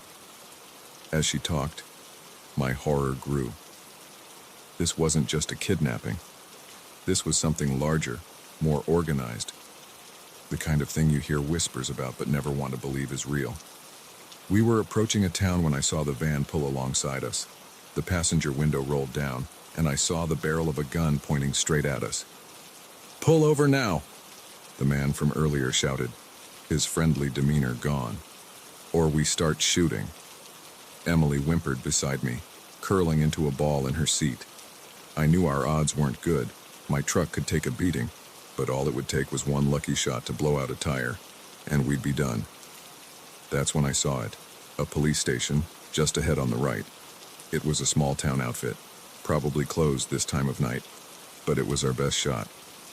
"Hold on tight," I told Emily. Then, without warning, I yanked the wheel hard to the right. My truck plowed through the chain-link fence surrounding the police station's parking lot like it was made of paper. The van, caught off guard by my sudden move, screeched past us before slamming on its brakes. I didn't stop until we were right up against the front doors of the station. The crash had set off alarms, and I could already hear sirens in the distance. "Come on," I said to Emily, helping her down from the cab. "We're going to be okay now." The men from the van were out now, looking unsure. The one with the gun raised it, pointing it at us, but the sound of approaching sirens made him hesitate. It was the longest 2 minutes of my life, standing there with Emily huddled behind me, watching these men decide whether to shoot us or run. In the end, self-preservation won out. They piled back into their van and sped off, just as the first police car rounded the corner.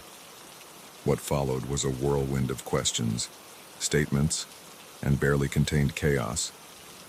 Emily was taken to the hospital, and I spent hours talking to local cops and then FBI agents who showed up as the sun was rising. They found the compound Emily had told me about 3 days later. 17 kids were rescued, some of whom had been missing for years. The men who had chased us were arrested trying to cross the Canadian border. Months later, after the trials were over and the media frenzy had died down, I received a letter. It was from Emily. She wrote about her recovery, her reunion with her family, her plans for the future. But what stuck with me were her final words. "You could have driven away that night. You could have believed their lies or decided it wasn't your problem. But you didn't. You chose to help a stranger, and in doing so you saved not just my life, but the lives of so many others. I'll never be able to thank you enough, but I promise to live my life in a way that honors what you did for me. You're my hero, and I'll never forget you." I folded the letter carefully and tucked it into my wallet, where I keep it to this day. Sometimes, on long nights when the road seems endless and the world feels cold, I take it out and read it again. It reminds me that even in our darkest moments, there's always hope. And sometimes, all it takes to change a life, or many lives, is the courage to help a stranger in need. As I drive my routes now, I keep a sharper eye out at those lonely rest stops, not out of fear, but with the knowledge that you never know when you might be called upon to make a difference. That night changed me, showed me the depths of both human cruelty and human resilience. But more than anything, it taught me that we all have the power to be heroes in our own way. All we have to do is be willing to act when the moment comes.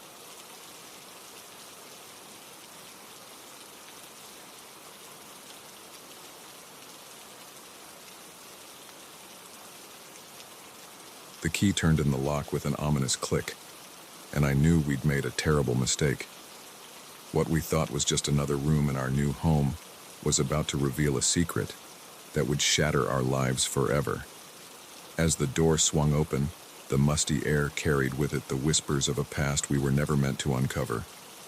We'd been so excited when we found the house, Sarah and I had been looking for months, trying to find the perfect place to start our family. This Victorian beauty, with its wraparound porch and intricate woodwork, seemed like a dream come true. Sure, it needed some work, but at that price, we couldn't pass it up.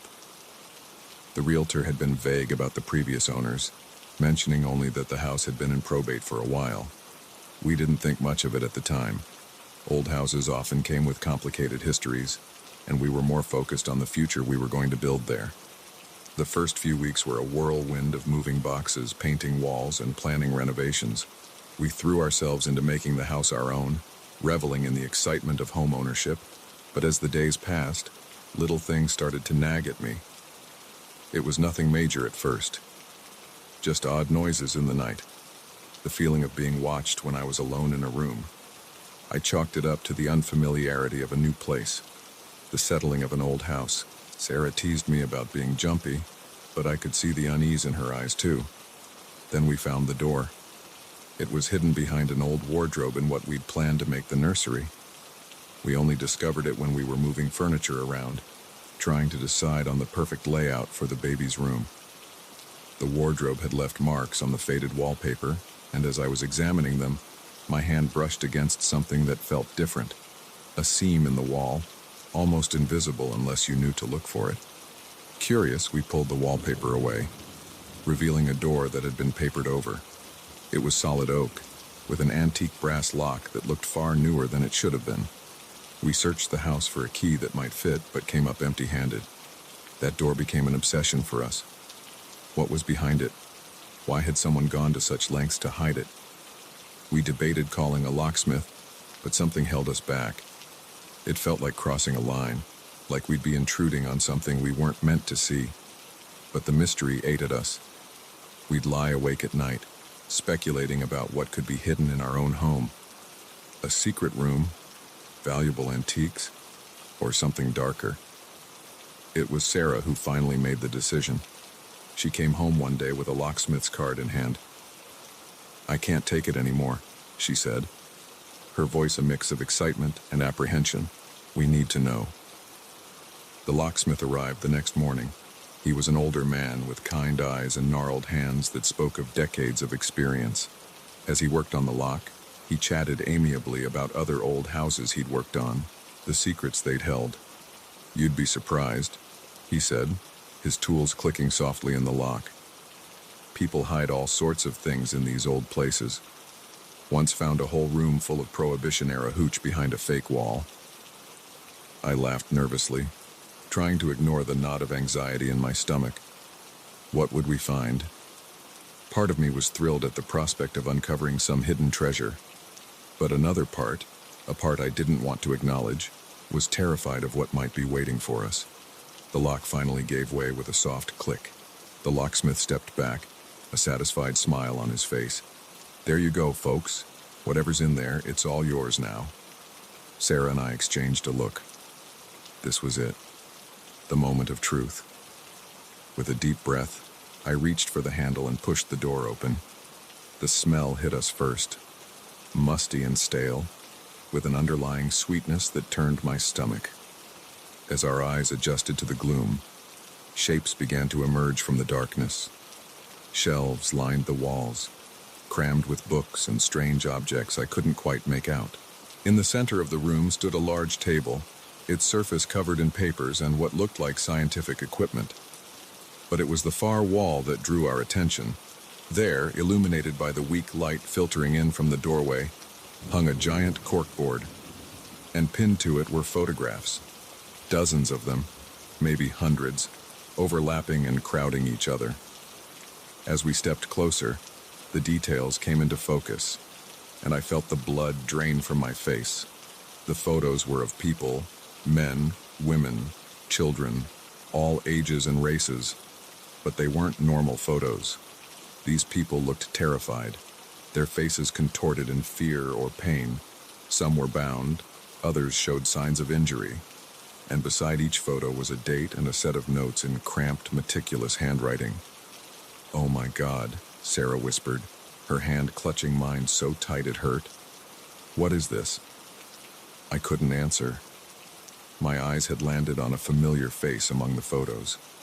It was our next-door neighbor, Mrs. Carlson, the sweet old lady who had brought us a welcome pie when we first moved in. In the photo, her face was bruised, her eyes wide with terror. The date on the photo was from last year. My mind reeled, trying to make sense of what I was seeing. This couldn't be real. It had to be some kind of sick joke, or a movie prop left behind by previous owners. But deep down, I knew. This was real. We had stumbled into something dark and terrible, something that had been happening right under our noses. Sarah's scream snapped me back to reality. She was pointing at another photo, her hand shaking. It was us. The picture had clearly been taken recently, showing Sarah and me standing on our front porch, unaware we were being watched. The date was from just a week ago, and beside it was a single word that made my blood run cold. Soon. We ran. We didn't stop to grab anything, didn't pause to lock the front door behind us. We just ran, piling into our car and speeding away from the house that had so quickly transformed from our dream home into a nightmare. We went straight to the police station, our words tumbling out in a frantic jumble as we tried to explain what we'd found. The officers looked skeptical at first, but something in our terror must have convinced them. They sent a team to the house immediately. What they found confirmed our worst fears. The room was a meticulous record of decades of abductions and murders. The books on the shelves were journals, detailing each crime in horrifying detail. The equipment on the table was for processing victims, and in a hidden compartment beneath the floorboards, they found human remains. The investigation that followed turned our quiet neighborhood upside down. It turned out the previous owner of our house, a man named Gerald Hoffman, had been a serial killer active for over 30 years. He had died of a heart attack 6 months before we bought the house, taking his secrets to the grave. Or so he thought. The case made national news. Families of long-missing persons finally got answers. Cold cases were solved, and our little town became synonymous with the horrors that had been hidden behind closed doors. As for Sarah and me, we couldn't stay. The house, once so full of promise, now felt tainted beyond redemption. We sold it for a fraction of what we'd paid, not caring about the financial loss. We just wanted to get away, to try and forget what we'd seen. We moved across the country, trying to outrun the nightmares that followed us. But some things you can't escape. I still wake up in cold sweats. The faces from those photographs burned into my memory. Sarah jumped at every unexpected noise, and the excitement we once felt about starting a family had been replaced by a deep-seated fear of the world we'd be bringing a child into. They say ignorance is bliss, and now I understand why. We had uncovered a truth too terrible to bear, a darkness that had been hiding in plain sight. Our innocence, our sense of safety in the world, had been shattered the moment that key turned in the lock. As I sit here, writing this down, I can't help but wonder, how many other houses hold similar secrets? How many other families are living their lives, blissfully unaware of the horrors that might be hidden behind their walls? I don't have answers. All I know is that sometimes, locked doors are locked for a reason, and some secrets, once revealed, can never be forgotten. Our new home is small, with no hidden rooms or mysterious locked doors, and that's exactly how we like it.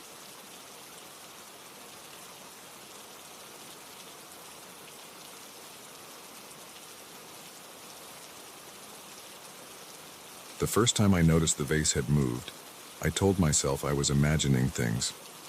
By the third time, I knew someone, or something, was in the house with me.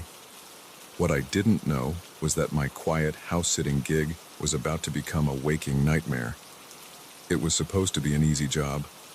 My friend Sarah was going on a month-long trip to Europe, and she needed someone to watch her house and take care of her cat. I jumped at the chance, a whole month in a beautiful Victorian home, away from my noisy apartment and annoying roommates. It sounded like heaven. The first few days were blissful. I spent my time exploring the house, admiring Sarah's eclectic art collection and curling up with a good book in the sunroom. The cat, Mr. Whiskers, was aloof but low maintenance. I fell into an easy routine of working remotely during the day and enjoying the peace and quiet in the evenings. It was on the fourth night that I first felt something was off. I was in the kitchen making dinner when I got the distinct sensation that someone was watching me. I turned around, half expecting to see Mr. Whiskers perched on the counter, but the room was empty. I shrugged it off, blaming it on being in an unfamiliar house. But the feeling persisted. Over the next few days, I found myself constantly looking over my shoulder, startling at small noises. I told myself I was being silly, that it was just the creaks and settling of an old house. But deep down, a seed of unease had been planted. Then, things started to move. It was small at first. A book I could have sworn I left on the coffee table was suddenly on the shelf. The throw pillows on the couch were arranged differently than I remembered. Little things that were easy to dismiss as forgetfulness or the cat's doing. But then I noticed the vase. It was a striking piece. Hand-blown glass in swirls of blue and green. Sarah had it displayed prominently on a side table in the living room. One morning, I walked into the room and stopped short. The vase was now on the mantel above the fireplace. I stood there staring at it, my mind racing. I knew I hadn't moved it. Mr. Whiskers, while mischievous, couldn't possibly have lifted such a heavy piece. For a moment, I wondered if Sarah had come home early and was playing a prank on me. But no, that was ridiculous. She was halfway across Europe. I carefully picked up the vase and returned it to its original spot, trying to shake off the uneasy feeling settling in my stomach. But over the next few days, I found the vase in a new spot every morning. On the dining room table, in the study, once, inexplicably, in the bathtub. Each time I would return it to its place, and each time my sense of unease grew. I started having trouble sleeping, lying awake at night, straining to hear any sound of movement in the house. But it was always silent. I thought about calling Sarah, but what would I say? That I thought her house was haunted, that someone was breaking in every night just to move a vase around. I'd sound insane. So I kept quiet, hoping that whatever was happening would stop on its own. It didn't. If anything, it escalated. One night, about 2 weeks into my stay, I woke up to the sound of music playing softly downstairs. It was an old jazz tune, the kind Sarah loved. My heart pounding, I crept down the stairs, a heavy flashlight clutched in my hand as a makeshift weapon. The music was coming from the study. As I approached, I saw a faint light spilling out from under the door. I took a deep breath, steeling myself, and pushed the door open. The room was empty. The old record player in the corner was on, the vinyl spinning silently now that the song had ended. But what made my blood run cold was the chair behind the desk. It was turned to face the door, as if someone had just been sitting there, waiting for me. I backed out of the room, my hands shaking so badly I almost dropped the flashlight. I spent the rest of the night huddled in my bed, every creak of the house making me flinch. The next morning, in the harsh light of day, I tried to rationalize what had happened. Maybe I'd turned on the record player earlier and forgotten about it. Maybe the chair had always been facing that way, and I just hadn't noticed. But deep down, I knew better. I started spending as much time out of the house as possible, coming back only to sleep and feed Mr. Whiskers. But even then, I couldn't escape the feeling of being watched. I'd wake up to find my belongings rearranged, doors I'd left open now closed ones standing open. One evening, I came home to find all the photos in the house turned face down, every single one. It took me an hour to go through the rooms, writing each frame with trembling hands. As I picked up the last one, a photo of Sarah and me from college, I noticed something that made my heart stop. In the reflection of the glass, just over my shoulder, I saw a figure standing in the doorway. I whirled around, but the doorway was empty. I ran through the house, checking every room, but I was alone. Or at least, visibly alone. That was the last straw. I couldn't stay in this house anymore. I didn't care if Sarah would be upset or if I sounded crazy. I needed to leave. I was in the bedroom, hastily shoving clothes into a bag, when I heard it. Footsteps, slow and deliberate, coming up the stairs. I froze, my heart pounding so hard I thought it might burst out of my chest. The footsteps stopped just outside the bedroom door. For a long moment, there was only silence. Then, slowly, the door handle began to turn. I couldn't move, couldn't breathe. The door swung open, revealing nothing. The hallway beyond was empty. But then, as if drawn by an invisible hand, my suitcase slid across the floor and out into the hall. The door slammed shut with a bang that made me jump. I was trapped. Whatever was in this house, it didn't want me to leave. Panic clawed at my throat as I searched for a way out. The window was too high to jump, and my phone had no signal. It hadn't for days, I realized with dawning horror. How had I not noticed that before? As I stood there, trying to figure out what to do, the temperature in the room suddenly dropped. My breath came out in visible puffs, and I could see frost forming on the windows. Then, words began to appear in the frost, as if written by an unseen finger. "Stay with us," I screamed. I couldn't help it. The sound tore from my throat, raw and primal. I threw myself at the door, twisting the handle frantically, but it wouldn't budge. Just when I thought I couldn't take any more, when I was sure I was about to lose my mind, everything stopped. The room warmed up, the frost disappeared, and the door swung open easily under my hand. I didn't wait to see what would happen next. I ran, barely pausing to grab my phone and keys before I was out the front door and in my car. I drove for hours, not caring where I was going, just needing to put as much distance between myself and that house as possible. When I finally stopped, somewhere in the next state, I had dozens of missed calls from Sarah. With shaking hands, I called her back. "Oh, thank God," she said when she answered. "I've been trying to reach you for days. Listen, I need you to get out of the house. Now." I laughed, a slightly hysterical sound. "I'm already gone." "Sarah, what the hell is going on in that house?" She was quiet for a moment. When she spoke again, her voice was heavy with guilt. "I'm so sorry. I should have told you before I left. The house, it's not normal. Things happen there that I can't explain. I thought maybe it would be different for you, that it was just me. I never should have asked you to stay there." "Why didn't you tell me?" I asked, my voice cracking. "Would you have believed me?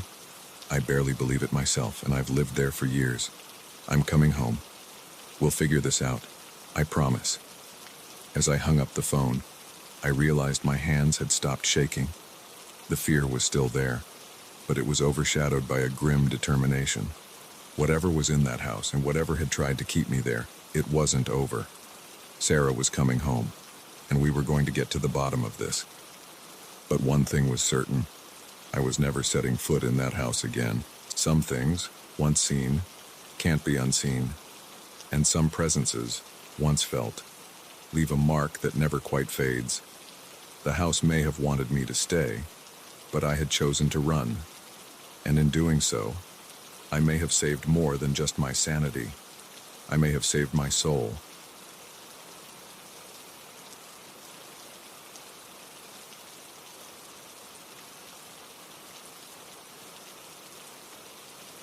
The message glowed ominously on my phone screen. "I see you." My heart skipped a beat as I glanced around the empty coffee shop. There was no one here who could have sent this. That's when I realized with growing horror that this wasn't just a wrong number or a prank. Someone was watching me, and they knew far more about me than any stranger should. It started innocently enough. A text from an unknown number asking if I was enjoying my latte. I brushed it off as a misdial, someone texting the wrong Alex. But then another message came through, commenting on the book I was reading. My blood ran cold as I realized this person could see me, knew exactly where I was and what I was doing. I gathered my things quickly, trying to appear calm while my mind raced. As I stepped out onto the busy street, my phone buzzed again. Heading home so soon, but the day's just getting started. I picked up my pace, weaving through the crowd, my eyes darting around, trying to spot anyone who might be following me. But everyone seemed absorbed in their own worlds, no one paying any particular attention to me. When I reached my apartment, I locked the door behind me, leaning against it as I tried to catch my breath. Surely I was safe here. But then another message came through. Nice place. I especially like the blue curtains in your bedroom. My stomach dropped. How could they know that? I'd only put those curtains up last week. I ran to the window, yanking the curtains closed, then did the same throughout the apartment. My hands were shaking so badly I could barely hold my phone. I thought about calling the police, but what would I tell them? That I was getting creepy text messages. They'd probably tell me to block the number and forget about it. But I knew this was more than just a random creep. This person knew things about me, things they shouldn't be able to know. Over the next few days, the messages kept coming. They knew when I left for work, what I ate for lunch, who I talked to. It was like they had access to every aspect of my life. I changed my phone number, but somehow they still found me. I stayed with friends, but the messages followed me there too. Having fun at Sarah's. Tell her I said hi. I became a nervous wreck, jumping at every notification, constantly looking over my shoulder. My friends started to worry, telling me I was being paranoid. But how could I explain to them the terror of knowing someone was watching your every move? After a week of this psychological torture, I decided I had to do something. I couldn't live like this anymore. I messaged back for the first time, "Who are you? What do you want?" The response came almost immediately. "I want you to know how it feels. To have your privacy invaded, your life laid bare for someone else's amusement." I stared at the message, confused. What did they mean? Had I done something to deserve this? And then it hit me. A memory from years ago. A stupid mistake I'd made in college. I'd been part of a group that hacked into the school system, accessing private information about other students. We thought it was just a harmless prank, a way to show off our tech skills. But for some of those students, it had been devastating. Relationships had been ruined, reputations damaged. We'd been caught eventually, but I'd managed to avoid any serious consequences. I'd put it behind me, tried to forget about it. But someone hadn't forgotten. Someone had been waiting, planning their revenge. With shaking fingers, I typed out a response. "Jamie, is that you?" The pause before the next message came felt like an eternity. Finally, my phone buzzed. "So you do remember. I'm impressed." Jamie had been one of the students most affected by our hack. He'd left the school shortly after and I'd never known what happened to him. Now I knew. He'd been honing his skills, waiting for the perfect moment to turn the tables. "I'm sorry," I typed, the words feeling inadequate even as I sent them. "What we did was wrong. I know that now." "Sorry doesn't undo the damage," came the reply. "But it's a start." Over the next hour, Jamie and I messaged back and forth. I learned how he'd been tracking me, using a combination of hacked security cameras, GPS data from my phone, and information gleaned from my social media accounts. It was both impressive and terrifying. "Why now?" I asked. "Why wait all these years?" "I needed time," Jamie replied. "Time to learn, to plan, and I wanted you to have something to lose. A life you valued, privacy you took for granted." I couldn't argue with that. The past week had shown me exactly how precious privacy was, how vulnerable we all were. "What happens now?" I asked, dreading the answer. There was a long pause before Jamie's response came through. "That depends on you. I could release everything I've gathered. Every embarrassing moment, every private conversation. I could destroy your life the way you helped destroy mine." My heart was pounding as I waited for the next message. "Or," Jamie continued, You could help me. Help you how? I asked, not sure I wanted to know the answer. There are others from our group who never faced consequences, and there are people out there right now doing what we did, thinking it's just a game. They need to be stopped. I sat there, staring at my phone, my mind reeling. Was Jamie suggesting we become some kind of digital vigilantes? It sounded crazy, dangerous even, but a part of me, the part that had been racked with guilt all these years, saw it as a chance for redemption. If I help you, I typed slowly, will you stop watching me? Delete everything you've gathered. Yes, came the immediate reply. You have my word. I took a deep breath, knowing that my answer would change my life irrevocably. But hadn't it already been changed? Could I really go back to my normal life, pretending this had never happened? Okay, I replied. I'm in. Good, Jamie responded. Check your email. I've sent you instructions for our first target. As I opened my laptop, I felt a mix of fear and excitement. I was stepping into a world I thought I'd left behind, but this time I'd be using my skills to help people, not hurt them. The next few months were a whirlwind. Jamie and I worked together, exposing hackers, shutting down invasion of privacy operations, and educating people about online security. It was challenging, often scary work, but for the first time in years, I felt like I was doing something truly meaningful. True to his word, Jamie deleted all the information he'd gathered on me. Our relationship evolved from one of fear and resentment to a wary partnership, and eventually, to something resembling friendship. Looking back now, I can't help but marvel at how much my life has changed. That first terrifying message, I see you, had set me on a path I never could have imagined. It taught me the true value of privacy, the weight of our actions, and the power of redemption. Now, when I walk down the street or sit in a coffee shop, I no longer feel watched. But I do feel aware of the digital world swirling around us, of the responsibility we all have to protect ourselves and others in this interconnected age. And sometimes, when my phone buzzes with a new message, I still feel a flutter of anxiety. But more often than not, it's just Jamie sending me details of our next mission. Because in this digital age, there's always another wrong to right, another privacy to protect. And thanks to one terrifying week of being watched, I'm now the watcher, the protector, trying to make the online world a little safer for everyone.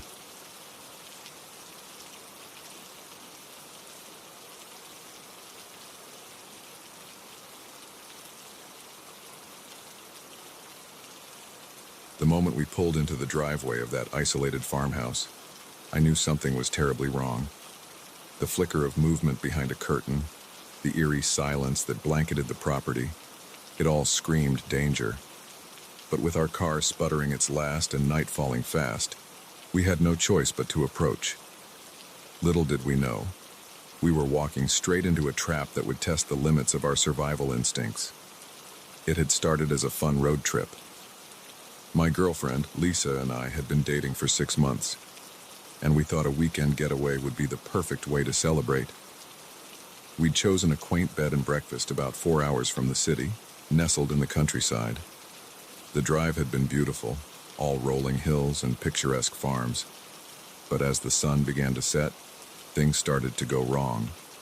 First, our GPS lost signal, leaving us relying on the spotty directions I remembered from the map. Then, the car started making an ominous rattling noise. We pressed on, hoping to make it to our destination before anything serious happened. We didn't make it.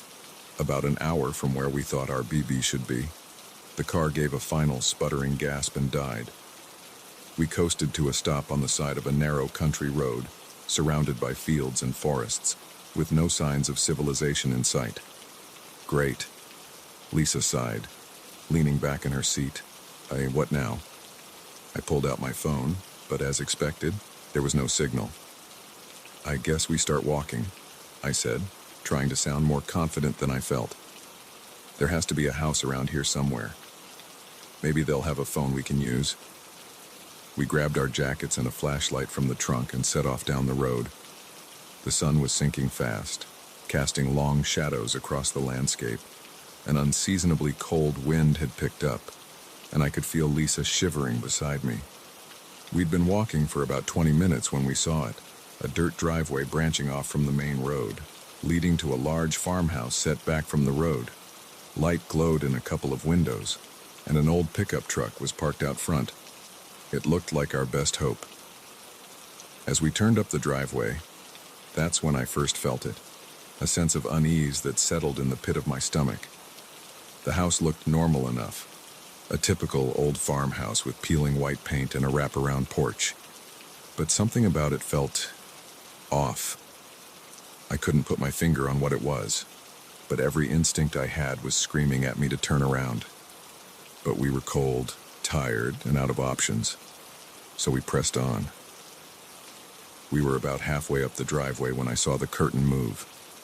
Just a slight twitch, but enough to tell me someone was watching us approach. I squeezed Lisa's hand, trying to convey reassurance I didn't feel.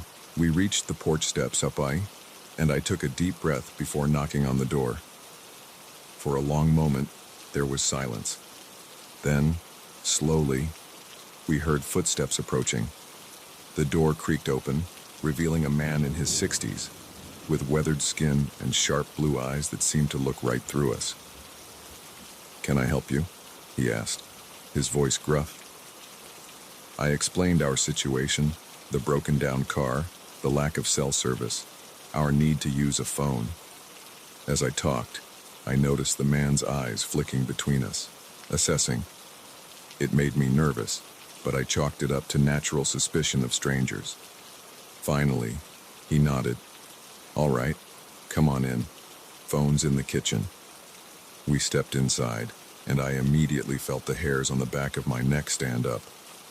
The house smelled musty, with an underlying scent I couldn't quite place but that made my stomach turn. The decor was old-fashioned, but what struck me was how unlived in it felt, like a museum exhibit rather than a home. The man, who introduced himself as Frank, led us to the kitchen.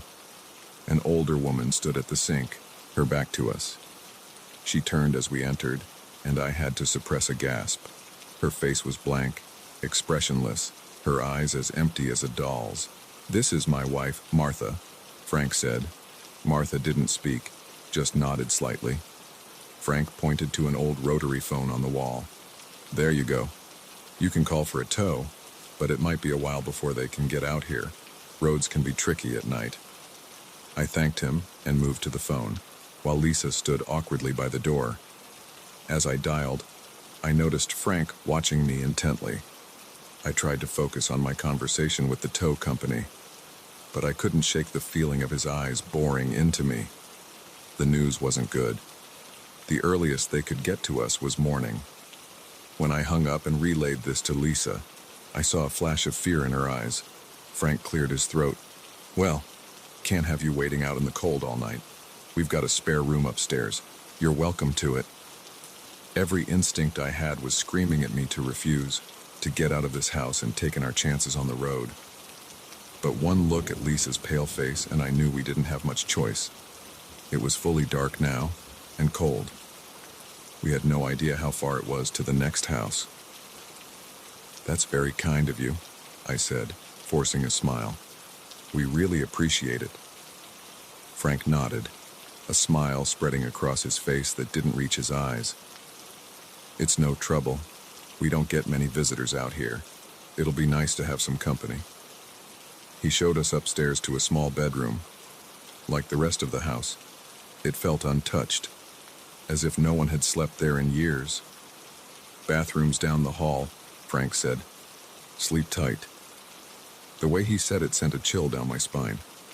As soon as he left, Lisa turned to me, her eyes wide. "We can't stay here," she whispered. "Something's not right." I nodded, relieved she felt it too. "I know, but we don't have many options right now. Let's just try to get through the night. We'll leave first thing in the morning." We lay down on the bed fully clothed, too nervous to change or get under the covers. Neither of us slept. Every creak of the old house, every gust of wind outside the window, had us on edge. It was just past midnight when we heard it. Footsteps in the hallway, slow and deliberate. They paused outside our door. I held my breath, my arm tightening around Lisa. After what felt like an eternity, the footsteps moved on. "We need to get out of here," Lisa whispered, her voice trembling. I nodded. "Okay, let's go," quietly. We crept to the door, easing it open. The hallway was dark, but I could make out the stairs at the end. We tiptoed towards them, every floorboard creak sounding like a gunshot in the silence. We were halfway down the stairs when a floorboard let out a particularly loud groan. Suddenly, a light flicked on downstairs. "Going somewhere?" Frank's voice called out. Abandoning all pretense of stealth, we ran. We burst out the front door and into the cold night air. But as we reached the bottom of the porch steps, we realized our mistake. We had no idea which way led back to the main road. "This way," I said, choosing a direction and pulling Lisa along. We ran across the overgrown yard, the tall grass whipping at our legs. Behind us, I could hear Frank's voice, calling out in a sing-song tone that made my blood run cold. Now, don't be rude. The fun's just getting started." We reached the edge of a cornfield and plunged in, the dry stalks scratching at our faces as we pushed through. I could hear movement behind us, Frank crashing through the corn in pursuit. We ran until our lungs burned, until I thought my heart might burst from my chest. Finally, we broke free of the cornfield and found ourselves on a dirt road. In the distance, I could see lights, a house, or maybe a gas station. "Come on," I gasped, pulling Lisa towards the lights. Behind us, I could hear Frank's angry shouts growing fainter. We stumbled into the parking lot of a small gas station, startling the attendant inside. He took one look at our wild eyes and scratched faces and reached for the phone. The police arrived quickly. As we sat in the back of a patrol car, wrapped in shock blankets, I watched more cars pull up, heading in the direction of Frank's farm. An officer took our statement, his face growing grimmer with each detail we shared. It wasn't until later, after we'd been checked out at a hospital and given a place to rest, that we learned the truth. The farm had belonged to Frank and Martha for decades, but Martha had died years ago. Frank had suffered a breakdown, unable to let her go. The woman we'd seen wasn't Martha, but one of several missing persons Frank had abducted over the years, trying to recreate his lost wife. The police found evidence of other victims on the property. Frank was arrested, and the woman we'd thought was Martha was rescued, along with 2 others held in the basement. In the days and weeks that followed, as we gave statements and tried to process what had happened, one thought kept running through my mind. How close we'd come to becoming just another missing persons case, another victim of a madman's delusion. Lisa and I stayed together, bonded by our shared trauma, but we never took another road trip. Sometimes, when I'm driving down a dark road at night and I see a lonely farmhouse in the distance, I feel that same chill I felt that night, and I keep driving, never stopping, always wary of the secrets that might be hiding behind a seemingly innocent facade.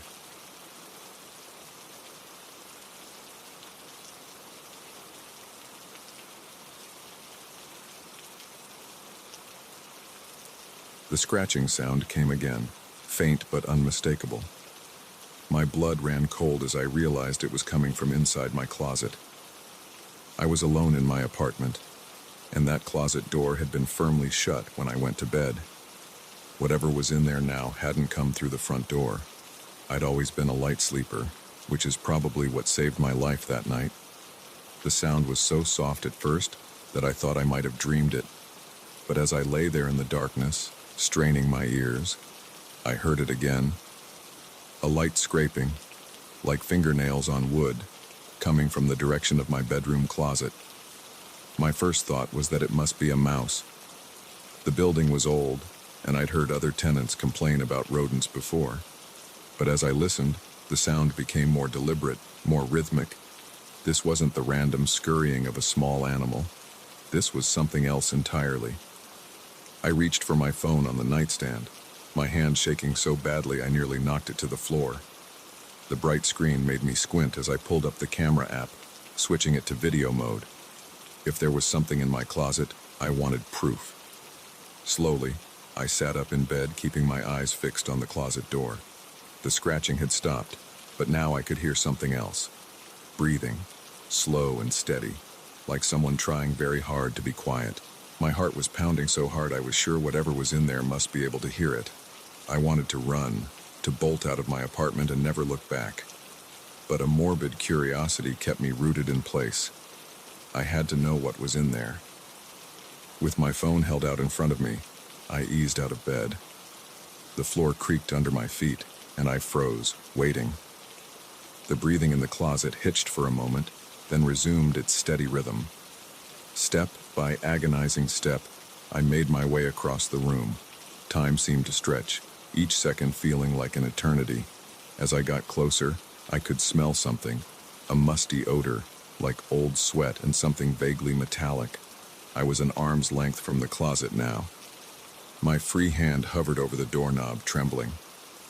I took a deep breath, steeling myself, and then in one swift motion, I yanked the door open. The smell hit me first, stronger now. Then my eyes adjusted to the darkness of the closet, and I saw it. A figure, crouched in the back corner, partially hidden behind my hanging clothes. It was humanoid, but in the dim light, something about its proportions seemed off. For a moment, we both froze, staring at each other. Then, with a speed that seemed impossible, it lunged at me. I stumbled backward. A scream caught in my throat. The creature, person, fell forward onto the bedroom floor. In the light from my phone, I could see it clearly now. It was a man, or at least it had been once. His skin was pale and waxy, his eyes sunken and wild. He was emaciated, his clothes hanging off him in tatters. But what struck me most were his hands. His fingers were unnaturally long, the nails grown into thick, yellowed claws. These were what had made the scratching sound. He scrabbled to his feet, those terrible hands reaching for me. I turned and ran, my phone clattering to the floor behind me. I heard it shatter, plunging the room into darkness. I made it to the living room, my mind racing. The front door was just a few feet away. If I could get out, call for help. But I never made it. Something hit me from behind, sending me sprawling onto the floor. The impact knocked the wind out of me. And before I could recover, I felt those claw-like hands on my shoulders, flipping me over. The man, creature, whatever it was, loomed over me. Up close, I could see that his teeth were filed to points. He grinned down at me, and I felt a wave of pure terror wash over me. "Shh," he whispered, his voice raspy from disuse. "I've been waiting so long to meet you." I opened my mouth to scream, but he clamped one of those terrible hands over my face. The smell of him was overwhelming, and I felt myself starting to black out. The last thing I remember before losing consciousness was his voice, whispering in my ear, "We're going to have so much fun together." When I came to, I was no longer in my apartment. The air was damp and cool, and I could hear water dripping somewhere nearby. I tried to move, but found my hands and feet were bound tightly. As my eyes adjusted to the dim light, I realized I was in some kind of underground chamber. The walls were rough stone, and the only illumination came from a few candles placed around the room. I wasn't alone. There were others, at least 3 that I could see, similarly bound. They looked at me with a mixture of pity and resignation. One, a woman who might have been in her 30s, shook her head slightly when she saw me looking at her, as if to say, "Don't bother trying to escape." I heard movement from the shadows, and then he appeared, the creature from my closet. In this light, he looked even less human. His movements were jerky and unnatural, like a puppet with tangled strings. "Ah, you're awake," he said, that terrible grin spreading across his face again. "Good. It's no fun when they sleep through everything." I tried to speak, but my mouth was so dry no words would come out. He seemed to understand, though. "You're wondering why you're here, why I chose you." He crouched down next to me, his face uncomfortably close to mine. "I've been watching you for a long time, all of you, waiting for the perfect moment." He stood up and began pacing the room, his claws clicking against the stone floor. "You see, I need you. Your fear, your pain. It sustains me, keeps me young." He gestured to the other captives. "They've all contributed, but it's never enough. I always need more." As he spoke, I noticed something strange. His appearance seemed to be changing. The more he talked, the less monstrous he looked. His skin took on a healthier color, his frame filled out. Even his hands were changing, the claws receding. With growing horror, I realized what he was saying was literally true. He was feeding off our fear, our suffering. It was physically transforming him. What are you?" I managed to croak out. He paused in his pacing, turning to look at me with those wild eyes. "I've had many names over the centuries: vampire, wendigo, boogeyman, but names don't really matter, do they? What matters is what I can do." He knelt down beside me again, running one of those terrible hands through my hair in a parody of a gentle caress. "And what I can do, my dear, is live forever, as long as I have souls like yours to feed on." I squeezed my eyes shut, trying to will this all away. This couldn't be real. Monsters like this didn't exist. Any moment now, I'd wake up in my bed, and this would all have been a terrible nightmare. But when I opened my eyes, I was still there, still bound in that damp underground chamber, still at the mercy of this creature that defied explanation. He must have seen the despair in my eyes because he laughed. It was a horrible sound, like rocks grinding together. "Oh, don't look so sad. You should be honored. Your fear, your suffering, it will become part of me. In a way, you'll live forever too." With that, he stood and moved to one of the other captives, a young man who couldn't have been more than 20. What happened next, I can barely bring myself to describe. The screams echoed off the stone walls, mixing with the creature's laughter. I don't know how long I was in that place. Time lost all meaning.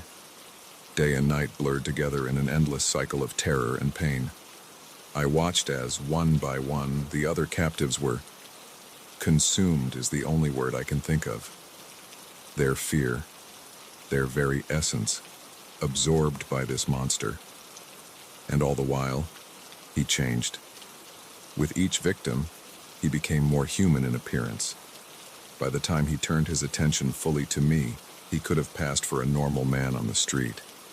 I'd like to say I was brave in the face of what I knew was coming, that I defied him to the end. But the truth is, I was broken.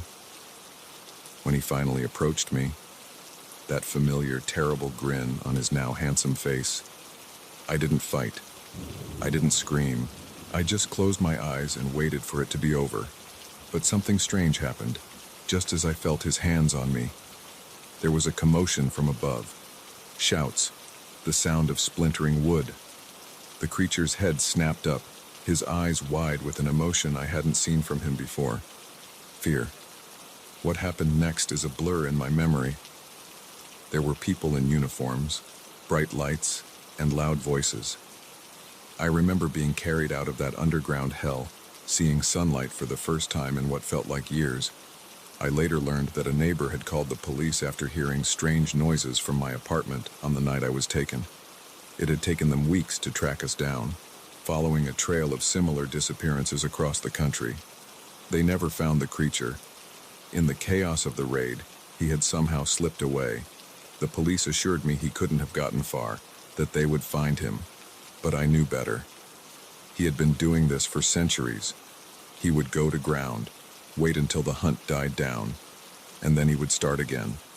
Sometimes, late at night, I still hear that scratching sound. I know it's just my imagination, my mind playing tricks on me. But I can't help but wonder, is he out there, watching, waiting for the perfect moment to strike again? And I realized that in a way, he was right. A part of me will live forever. The part that will always be looking over my shoulder, always listening for that telltale scratch in the night. Because I know the truth now. Monsters are real, and sometimes they look just like us.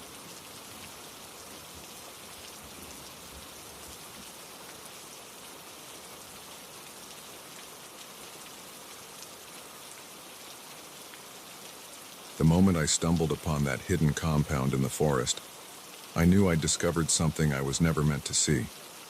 The air grew thick with tension, and a chill ran down my spine as I realized that my life was about to change forever if I managed to survive the next few hours. I've always been an avid hiker, spending most of my weekends exploring the vast wilderness near my home.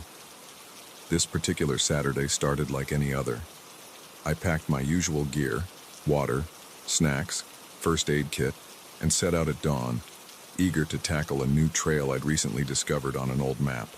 The trail was more overgrown than I expected, barely visible in some places, but I pressed on, enjoying the challenge and the sense of being truly off the beaten path. It was nearing midday when I realized I'd strayed from the trail entirely. I wasn't particularly worried. I had my compass and knew the general direction back to my car, so I decided to press on a bit further before turning back, curious to see what lay beyond the next ridge. That's when I saw it. At first, it was just a glint of metal through the trees, so out of place in the dense forest that I thought I must be imagining things. But as I moved closer, ducking under low-hanging branches and pushing through thick underbrush, I realized I wasn't seeing things. There, nestled in a small valley, was a compound. High metal fences topped with barbed wire encircled a cluster of nondescript buildings. The structures were low and gray, with few windows. They could have been warehouses or barracks. What struck me most was how new everything looked. This wasn't some long-abandoned military installation or forgotten research station. This place was active, and clearly not meant to be found. I crouched behind a large fallen tree, my heart racing as I tried to make sense of what I was seeing. There were people moving around inside the compound, dressed in what looked like uniforms, but I was too far away to make out any details. I fumbled for my phone, thinking I should take a picture, but of course there was no signal this deep in the woods. That's when I heard it, the unmistakable sound of a twig snapping behind me. I whirled around, my breath catching in my throat. There, not 10 feet away, stood a man in camouflage, a rifle pointed directly at my chest. "Don't move," he said, his voice low and steady. "Hands where I can see them." I raised my hands slowly, my mind racing. Who were these people? What was this place? And more pressingly, what were they going to do with me? The man spoke into a radio clipped to his shoulder. "Base, this is Patrol 2. We have an intruder at the north perimeter. Bringing him in." My stomach dropped at those words. Bringing him in? This was bad. Very bad. "Stand up slowly," the man ordered. I complied, my legs shaky beneath me. "Now walk, and don't try anything stupid." He marched me down the hill towards the compound. As we got closer, I could see more details.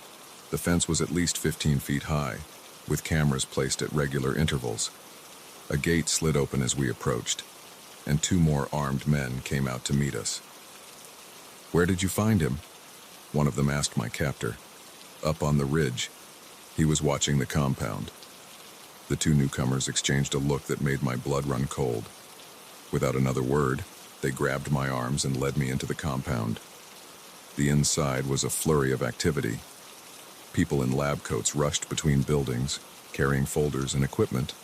Armed guards patrolled the perimeter. And everywhere, there was an air of urgency, as if everyone was working against some unseen clock. I was led to one of the larger buildings and taken inside. The interior was stark and clinical, reminiscent of a hospital but with an underlying sense of menace. They brought me to a small, windowless room and ordered me to sit in a metal chair bolted to the floor. For what felt like hours, I sat there alone, my mind conjuring up increasingly terrifying scenarios. Were they going to kill me? Imprison me? What was this place? And what were they doing here that required such secrecy? Finally, the door opened. A woman entered, her sharp features accentuated by her severely pulled-back hair. She sat across from me, placing a folder on the table between us. "Who are you?"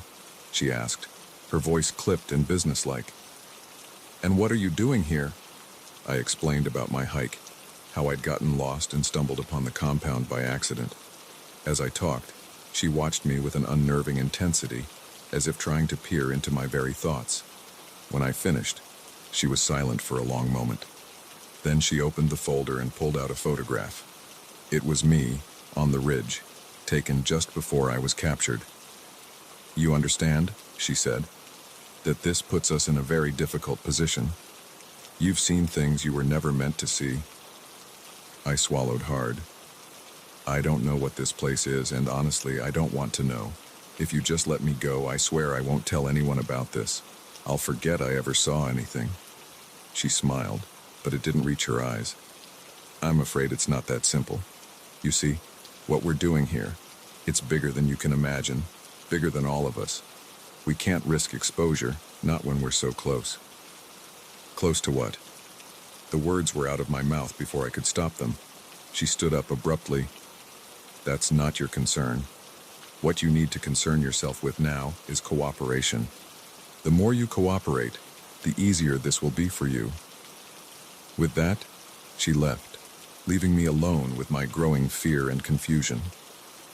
Over the next few days, at least I think it was days, it was hard to keep track of time in that windowless room. I was questioned repeatedly. They wanted to know everything about me: my job, my family, my friends.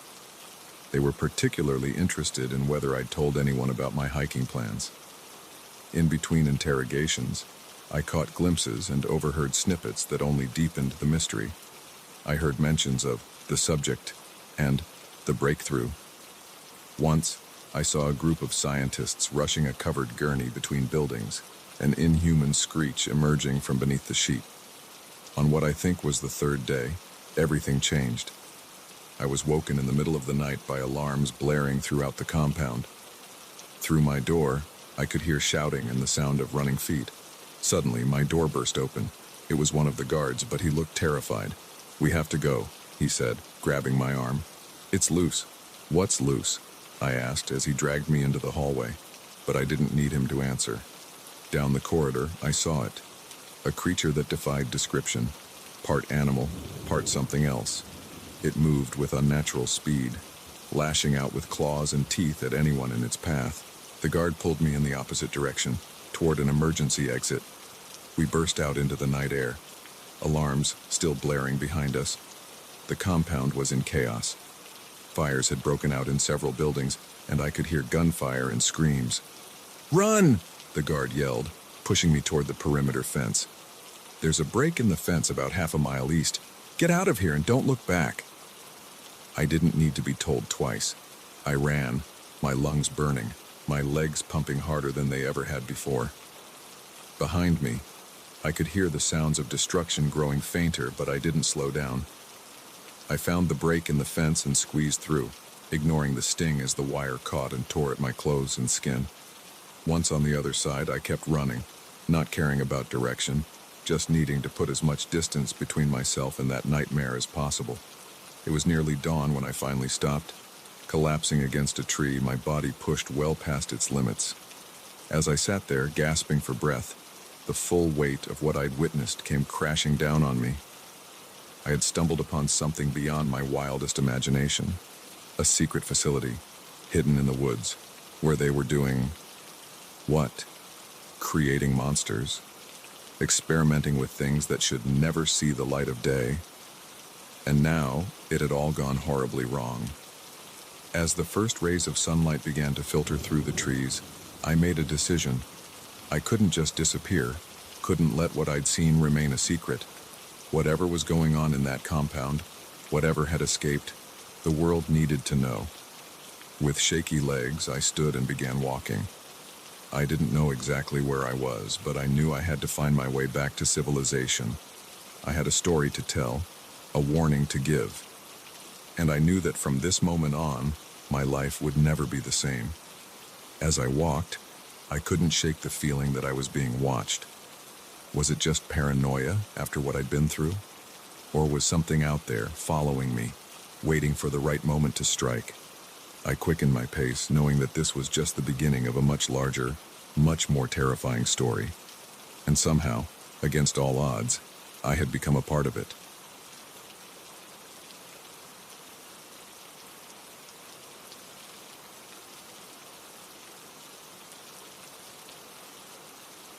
The first thing I noticed when I regained consciousness was the silence.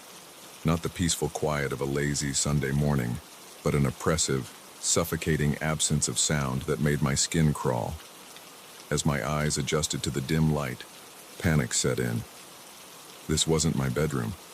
I had no idea where I was or how I'd gotten there. But the note on the door made one thing terrifyingly clear. If I wanted to survive, I couldn't leave this room. My head was pounding, and my mouth felt like it was stuffed with cotton. I tried to piece together my last memories. I'd been at a bar, celebrating my promotion with colleagues. There had been drinks, lots of them. Someone had suggested moving the party to a club. After that, everything was a blur. I sat up slowly, fighting a wave of nausea. I was on a bare mattress in what looked like a small studio apartment. There was a kitchenette in one corner, a door that presumably led to a bathroom, and the main door with the ominous note. The windows were boarded up, allowing only slivers of light to penetrate the gloom. Stumbling to my feet, I made my way to the main door. The note was handwritten, the letters jagged and rushed. "Don't try to leave. Stay inside if you want to live." I stared at those words, reading them over and over, trying to make sense of them. Was this some kind of sick joke? A prank gone too far? I tried the door handle. Locked, of course. I pounded on the door, shouting for help, but the thick wood seemed to swallow my cries. After what felt like hours, my voice hoarse and my hands bruised, I gave up. The bathroom door, at least, was unlocked. I splashed water on my face, the cold shock helping to clear my head. As I looked in the mirror, I noticed something that made my blood run cold. There was a small puncture mark on my neck, surrounded by a bruise. I'd been injected with something. That realization sent a fresh wave of panic through me. I tore through the apartment, searching for my phone, my wallet, anything that might help me figure out what was going on or call for help. But all my belongings were gone. The kitchenette was stocked with non-perishable food and bottled water, enough to last for weeks if I rationed it carefully. The cupboards also contained basic medical supplies and some clothes that looked like they would fit me. Whoever had put me here had planned for a long stay. As the initial shock wore off, my mind raced with questions. Who had done this? Why me? And what was outside that door that was so dangerous I needed to be warned not to leave? I spent that first day alternating between trying to find a way out and straining my ears for any sound from outside. But the silence remained unbroken, and every potential escape route led to a dead end. The windows were not only boarded but seemed to be bricked up behind the boards. The vents were too small for even a child to crawl through. I was well and truly trapped. Night fell, or at least I assumed it did. It was hard to tell with no view of the outside world. I couldn't sleep.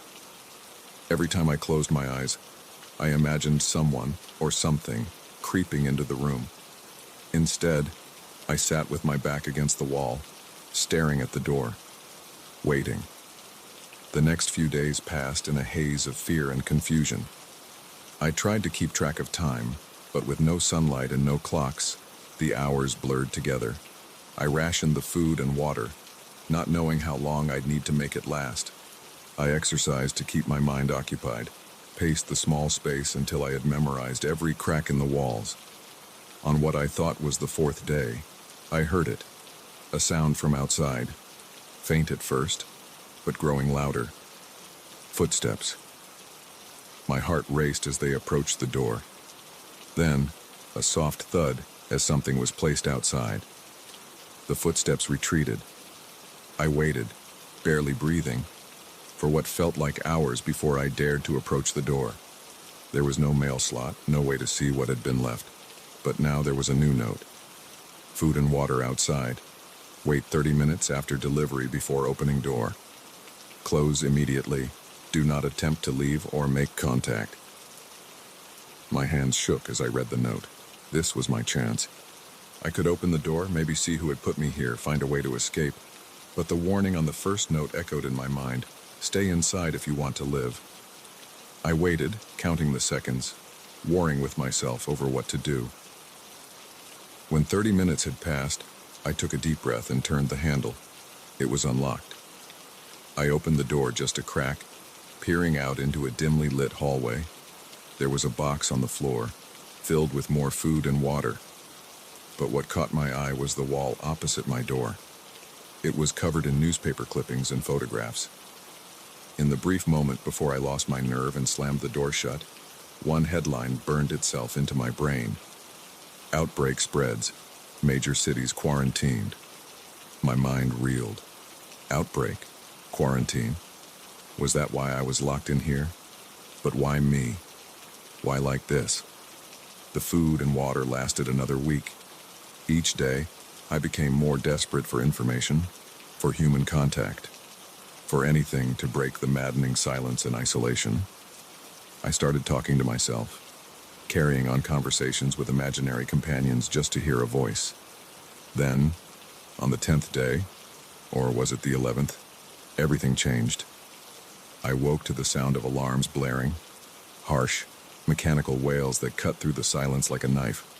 For a moment, I was elated. Sound, action, maybe rescue. But then I heard something else. Screams, distant at first but growing closer. And underneath the screams, another sound. A low, guttural growl that raised the hair on the back of my neck. The door handle began to rattle violently. Something was trying to get in.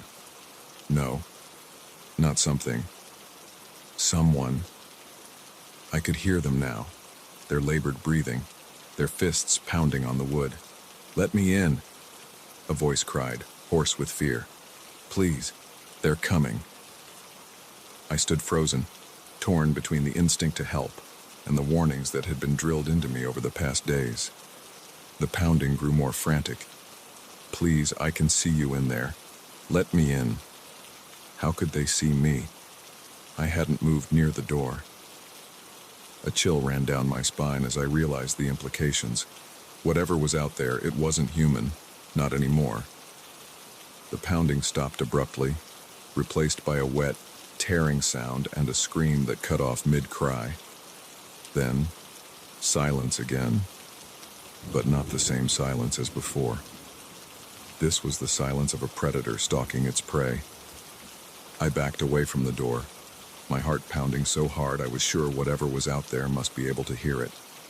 I retreated to the bathroom, locking the flimsy door behind me, knowing it wouldn't provide much protection if something really wanted to get in.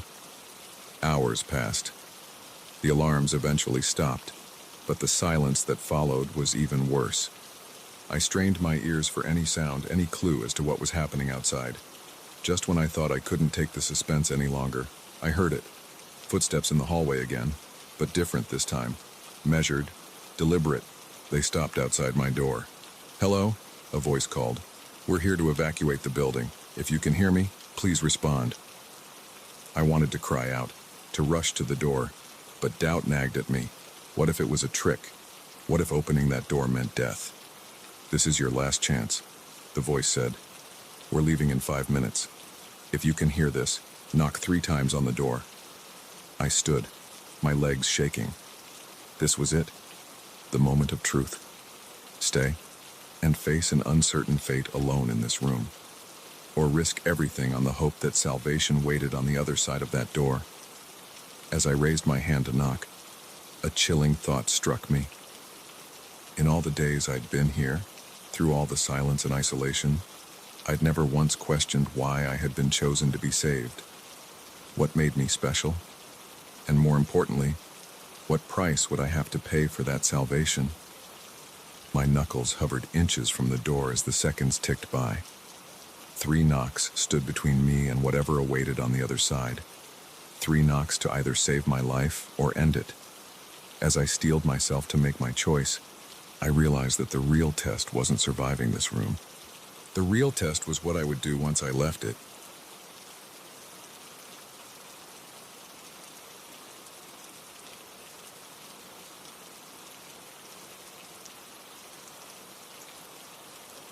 The smell hit me first, a sickly sweet odor that clung to the back of my throat and made my stomach churn.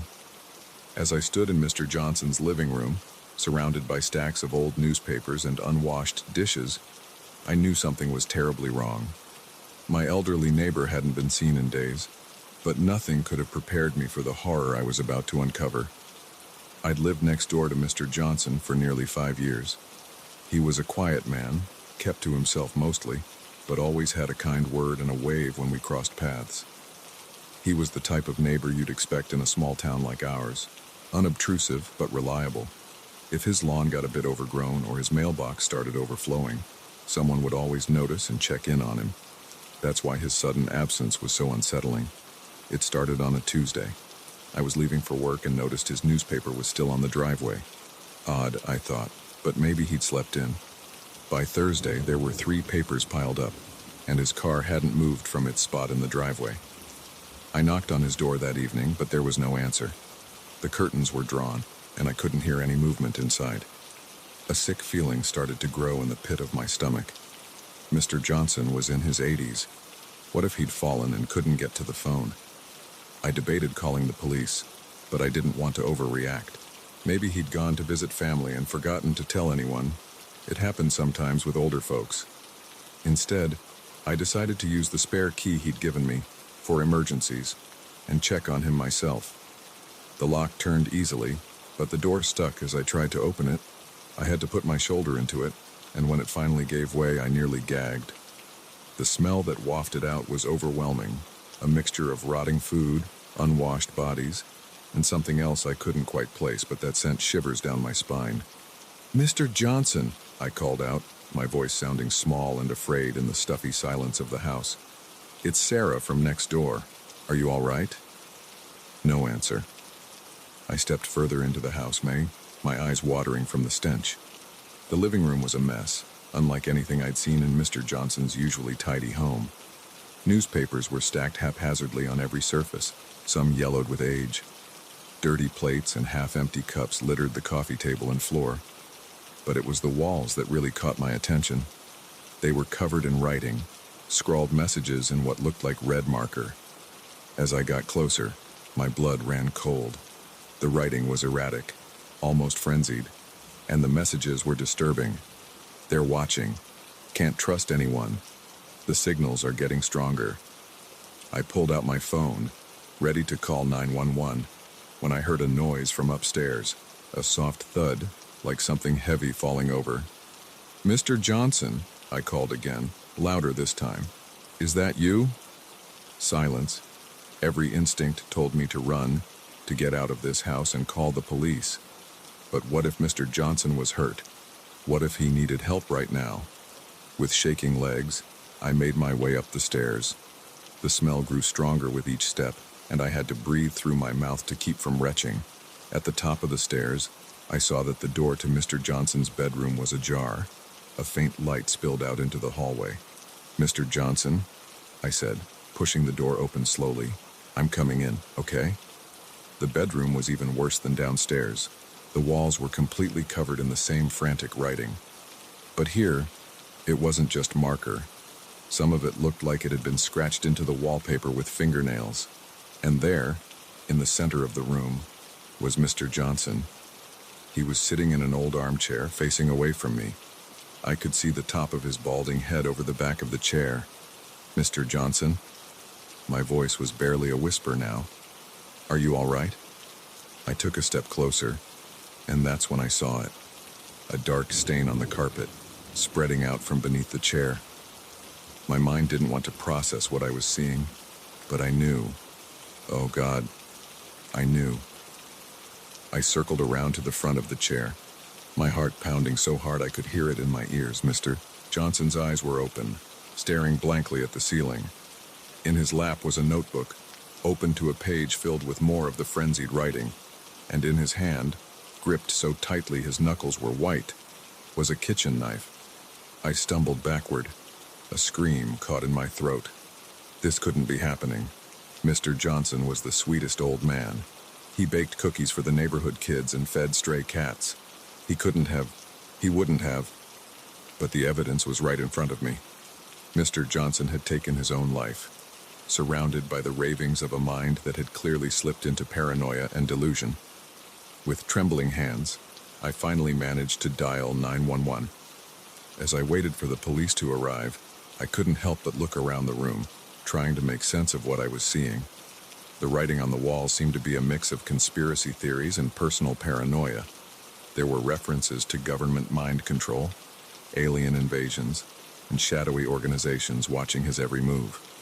But interspersed with these were more personal messages. Sarah next door is one of them. Can't trust the mailman. He's bringing their signals. The TV is how they get into your head. Seeing my name there sent a chill through me. How long had Mr. Johnson been suspicious of me? Had he been watching me, thinking I was part of some sinister plot? The police arrived, filling the house with noise and activity that felt surreal after the oppressive silence. I gave my statement in a daze, watching as they photographed the scene and bagged evidence. It wasn't until much later, after I'd been questioned and sent home, that the full impact of what I'd seen hit me. I sat on my couch, staring at the wall that separated my house from Mr. Johnson's, and I broke down. How had I not noticed? How had none of us seen that Mr. Johnson was struggling so badly? There must have been signs, changes in his behavior or appearance that we'd all missed or dismissed. The next few weeks were a blur of police investigations and neighborhood gossip. Mr. Johnson had no family, so the task of cleaning out his house fell to the county. I watched from my window as workers in hazmat suits went in and out, carrying boxes and furniture. One day, as I was bringing in my mail, one of the workers approached me. He held out a sealed envelope. "We found this in the house," he said. "It's addressed to you." With shaking hands, I took the envelope. My name was written on it in Mr. Johnson's familiar scrawl. I waited until the worker had gone before opening it. Inside was a single sheet of paper, covered in the same frenzied writing I'd seen in the house. But this message was different. "Sarah, if you're reading this, then they got to me. I'm sorry for what you must have seen. I want you to know that it wasn't your fault. You were kind to me, even when I started to lose my grip on reality. I know now that the voices in my head weren't real, that the conspiracies were just delusions. But by the time I realized this, it was too late. The paranoia had taken over. Please don't blame yourself. You were a good neighbor and a good friend. I'm sorry I couldn't be the same for you. Take care of yourself, Sarah, and always keep an eye out for those who might be struggling in silence. Arthur Johnson." I read the letter over and over, tears streaming down my face. The guilt I'd been carrying eased a little, but a new weight settled in its place. How many others were out there, like Mr. Johnson, fighting battles we couldn't see? In the months that followed, I made an effort to really connect with my neighbors. Not just the polite waves and small talk, but real conversations. I organized a neighborhood watch program, not to look for criminals, but to look out for each other. Mr. Johnson's house stood empty for a long time. Eventually, it was sold to a young family. I watched them move in, full of excitement for their new home, and I felt a pang of sadness mixed with hope. As I went to introduce myself to my new neighbors, I made a silent promise to Mr. Johnson. I would never again let someone suffer in silence if I could help it. His tragic end had opened my eyes to the hidden struggles people face, and I was determined to make a difference, one neighbor at a time. The memory of that horrible day will stay with me forever. The smell, the writing on the walls, the sight of Mr. Johnson in that chair, these things haunt my dreams. But they also drive me to be more aware, more compassionate, and more involved in my community. Because sometimes, the most terrifying things aren't the monsters under our beds or the bumps in the night. Sometimes, the real horror is the quiet suffering of those around us, hidden behind closed doors and polite smiles. And the only way to fight that horror is with kindness, attention, and a willingness to reach out, even when it's uncomfortable or scary. Mr. Johnson's story ended in tragedy, but it taught me a lesson I'll never forget. We're all responsible for each other, in ways big and small. And sometimes, a simple act of noticing, of caring, can make all the difference in the world.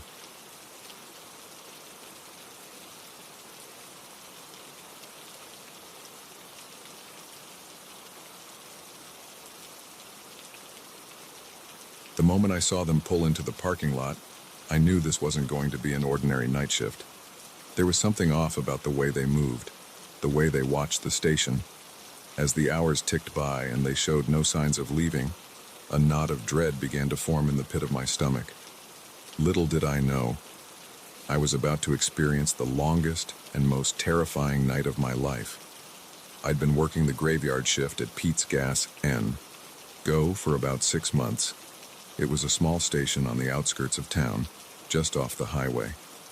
Most nights were quiet. A few truckers stopping for coffee, maybe some rowdy teenagers buying snacks on their way home from a party. Nothing I couldn't handle.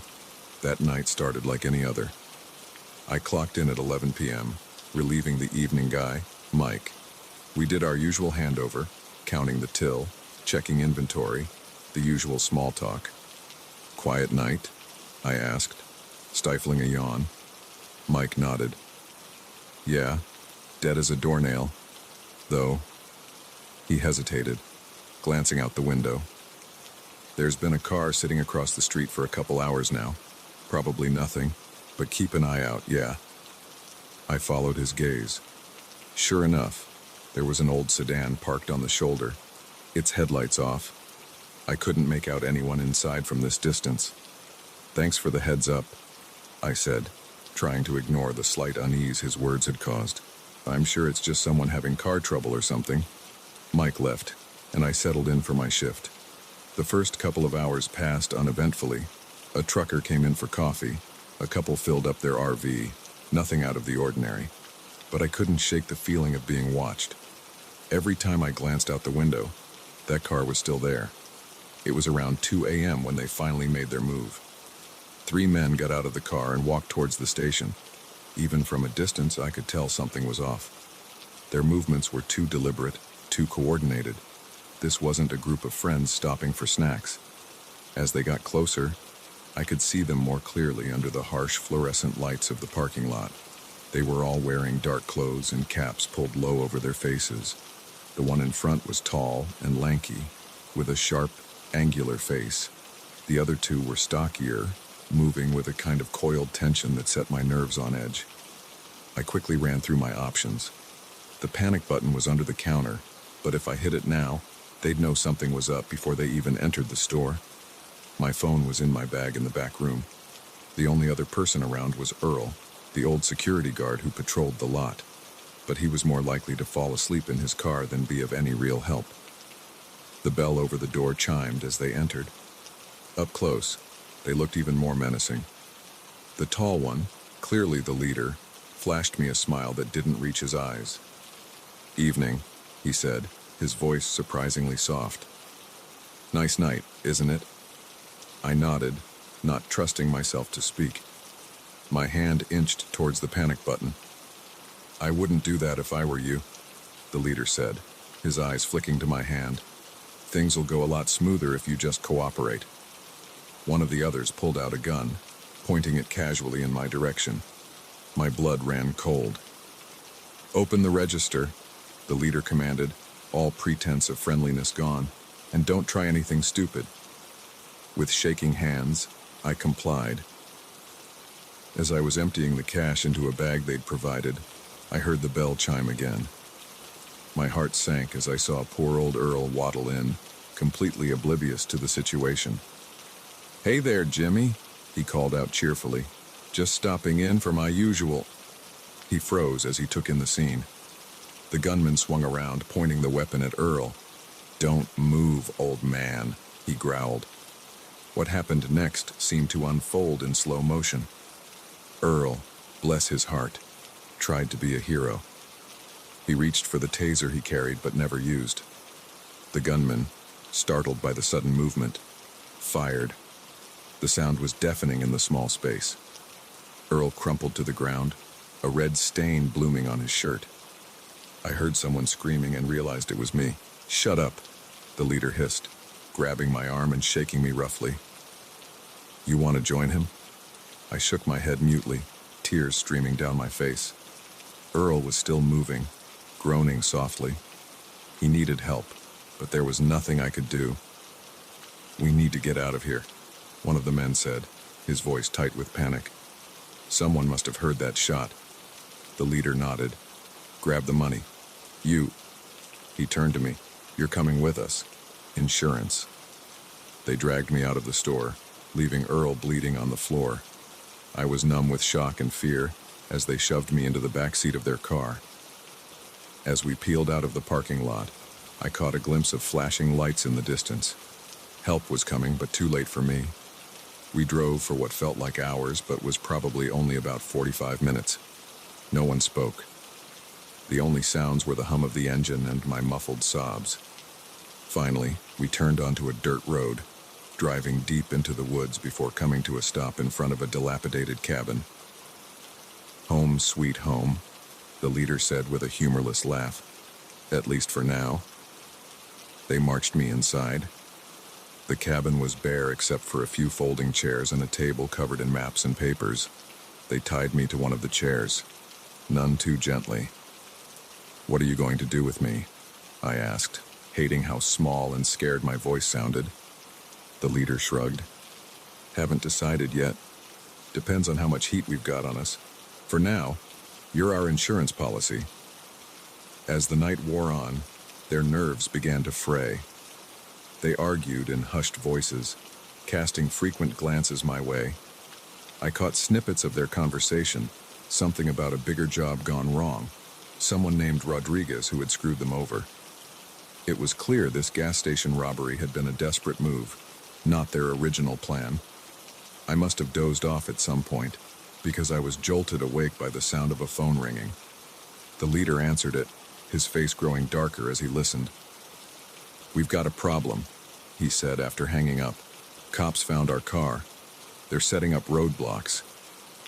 The other two exploded in a flurry of curses and accusations. As they argued, I noticed something that made my heart race. In their agitation, they'd left the cabin door slightly ajar. Beyond it, I could see the first faint light of dawn filtering through the trees. Making a split-second decision, I started rocking my chair. The ropes were tight, but the chair was old and rickety. With each rock, I felt it loosening. The men were too engrossed in their argument to notice at first. By the time they realized what I was doing, it was too late. With a final heave, I toppled backwards, the chair splintering beneath me. I scrambled to my feet, ignoring the pain from the fall and the ropes cutting into my skin. I ran for the door, adrenaline giving me speed I didn't know I possessed. I heard shouts behind me, then a gunshot. Bark exploded from a tree near my head, but I didn't stop. I ran blindly through the woods, branches whipping at my face, roots threatening to trip me at every step. I don't know how long I ran. It could have been minutes or hours. All I knew was that I had to keep going, had to find help. Finally, exhausted and disoriented, I stumbled onto a road. In the distance, I could see a car approaching. Summoning the last of my strength, I waved my arms frantically. The car slowed, then stopped. It was a police cruiser. As the officer got out, concern etched on his face. I finally let myself believe that I was safe. The aftermath was a blur of police statements, hospital visits, and questions from reporters. The three men were caught trying to hijack a car a few miles from the cabin. Earl, thankfully, had survived, though he'd need months of recovery. As for me, I quit my job at the gas station. I couldn't bear the thought of working nights again, of feeling that vulnerable. It took months of therapy before I could sleep through the night without nightmares. But slowly, I began to heal. I realized that surviving that night had given me a strength I never knew I had. I went back to school, started volunteering at a crisis center. I wanted to help others who had been through trauma, to show them that there was life on the other side of fear.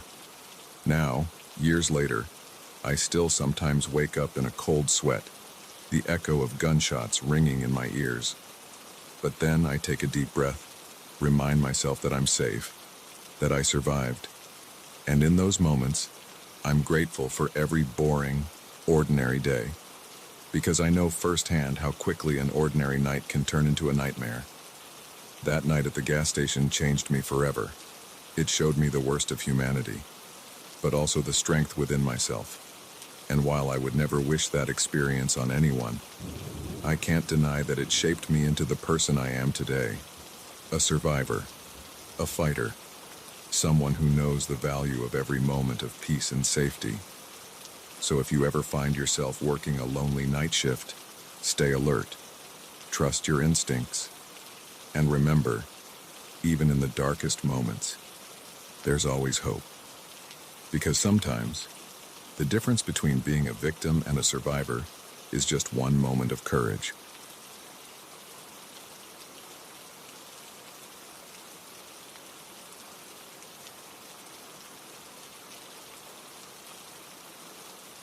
The first twig snap could have been a deer, the second maybe a raccoon. But when I heard the third, followed by a low, guttural growl, I knew we were in serious trouble. Our family camping trip had just turned into a fight for survival, and the predators circling our campsite were unlike anything I'd ever encountered before. It was supposed to be a fun weekend getaway. My wife and Sarah and I had been planning this camping trip with our two kids, Ethan, 12, and Lily, 8, for months. We'd found a secluded spot deep in the national forest, far from the crowded campgrounds and RV parks. Just us, the trees, and the stars. Or so we thought. The first day had been perfect. We'd hiked, fished in a nearby stream, and roasted marshmallows over the campfire. The kids were thrilled to be away from their iPads and video games, rediscovering the simple joys of the outdoors. As night fell and we tucked them into their sleeping bags in our family tent, Sarah and I shared a smile. This was exactly what we'd hoped for. But sometime in the early hours of the morning, I woke with a start. At first, I wasn't sure what had disturbed me. The night was quiet, almost too quiet. No chirping crickets, no hooting owls. Just an eerie silence that seemed to press in on us from all sides. Then I heard it, a rustling outside the tent. Too deliberate to be the wind. I held my breath, straining my ears. There it was again, closer this time. And then, that first snap of a twig. I nudged Sarah awake, pressing a finger to my lips when she started to speak. She must have seen the concern in my eyes because she immediately tensed, listening intently. When the second twig snapped, her eyes widened in fear. "Wake the kids," I whispered, reaching for the flashlight we kept by our sleeping bags. Quietly, as Sarah gently roused Ethan and Lily, trying to keep them calm, I unzipped the tent flap just enough to peer out. The campsite was bathed in silvery moonlight, shadows stretching long and dark between the trees. At first, I saw nothing out of the ordinary. Then, a movement caught my eye. Something large was moving through the underbrush at the edge of our campsite. Something that walked on four legs but was far too big to be any normal forest animal. As I watched, frozen in disbelief, it turned its head towards our tent. A pair of eyes reflected the moonlight, glowing an unnatural green. That's when I heard the growl, low and menacing, and much too close for comfort. "We need to move," I said, trying to keep my voice steady for the kids' sake. "Now." "What is it, Dad?" Ethan asked, his voice small and frightened. "I'm not sure, buddy," I replied, "but we're not going to stick around to find out. Everyone grab your shoes and a jacket. Leave everything else." As we hurriedly laced up our hiking boots, I ran through our options. The car was parked about a mile down the trail. Under normal circumstances, an easy walk. But in the dark, with who knows what stalking us, it would be risky. There was a ranger station marked on our trail map, in the opposite direction from the car. It was further, maybe 3 miles, but it would have a radio, weapons, someone who might know what we were dealing with. Okay, listen up, I said, gathering my family close. We're going to head to the ranger station. It's a bit of a hike, but we'll be safer there. Ethan, I need you to help Lily. Sarah, you lead the way. I'll bring up the rear. I handed Sarah the map and compass. She was always better with directions than me. Then I picked up the hatchet we'd brought for chopping firewood. It felt pathetically inadequate against whatever was out there, but it was better than nothing. As we emerged from the tent, the growling intensified. I could see shapes moving in the darkness now, circling our campsite. 3, maybe 4 of them. Large, wolf-like, but wrong somehow. Their movements were too fluid, too intelligent. "Run!" I shouted, as one of the creatures suddenly bounded forward. We took off down the trail, the beam of our flashlight bouncing wildly as we ran. I could hear the creatures crashing through the underbrush behind us, their growls turning into high-pitched howls that made my blood run cold. Lily stumbled, and I scooped her up without breaking stride, my muscles protesting under her weight. Ethan was right behind Sarah, his breath coming in ragged gasps. "Don't look back," I called out. "Just keep moving." We ran for what felt like hours, but was probably only minutes. The sounds of pursuit faded in and out. Sometimes it seemed like we'd lost them, only for a howl to pierce the night air. Far too close for comfort. Finally, we had to stop. The kids were exhausted, and even Sarah and I were struggling to catch our breath. We found a small clearing just off the trail, bordered on one side by a steep, rocky slope. "Up there," I panted, pointing to a narrow ledge about halfway up the slope. "We'll have a better view, and they might have a harder time reaching us." It was a tough climb, especially for the kids, but fear is a powerful motivator. We helped each other up, loose rocks skittering down the slope as we scrambled for handholds. From our perch on the ledge, we could see a good portion of the surrounding forest. The eastern sky was just starting to lighten with the first hints of dawn. We'd been running for longer than I'd thought. "What were those things?" Ethan asked, his voice shaky. I shook my head. "I don't know, buddy. I've never seen anything like them." "They looked like wolves," Lily chimed in, "but bigger and scary." Sarah pulled the kids close, trying to comfort them. I kept my eyes on the forest below, watching for any sign of movement. "How much further to the ranger station?" I asked Sarah. She consulted the map, using the flashlight sparingly to preserve the batteries. "Maybe another 2 miles. It's hard to tell exactly where we are." I nodded, trying to formulate a plan. We were all exhausted, but we couldn't stay on this ledge forever. Those creatures were still out there, and they didn't seem like the type to give up easily. As if in response to my thoughts, a howl echoed through the trees. It was answered by another, then another. They were regrouping, coordinating. The sound sent shivers down my spine. "We need to move," I said. "They're getting closer." We climbed down from the ledge as quietly as we could, every snapping twig and rolling pebble sounding impossibly loud in the pre-dawn stillness. As soon as we reached the bottom, we heard it. The sound of something large moving through the underbrush, heading our way fast. "Run!" I shouted for the second time that night. We took off down the trail, fear lending us speed we didn't know we possessed. I could hear the creatures behind us, their breathing heavy, their paws pounding the earth. Suddenly, Lily screamed. I turned to see one of the creatures lunging for her. Without thinking, I swung the hatchet with all my might. It connected with a sickening thud, and the creature fell back with a yelp. For the first time, I got a clear look at what was chasing us. It was wolf-like in shape, but much larger, easily the size of a bear. Its fur was patchy and mangy, and its eyes glowed that unnatural green I'd seen earlier. But most disturbingly, its face seemed almost human-like in its intelligence and cruelty. The creature I'd hit was already struggling to its feet. 2 more emerged from the trees, stalking towards us with predatory grace. "Go!" I yelled to Sarah and the kids. I'll hold them off." "No," Sarah cried, but she knew as well as I did that this was our only chance.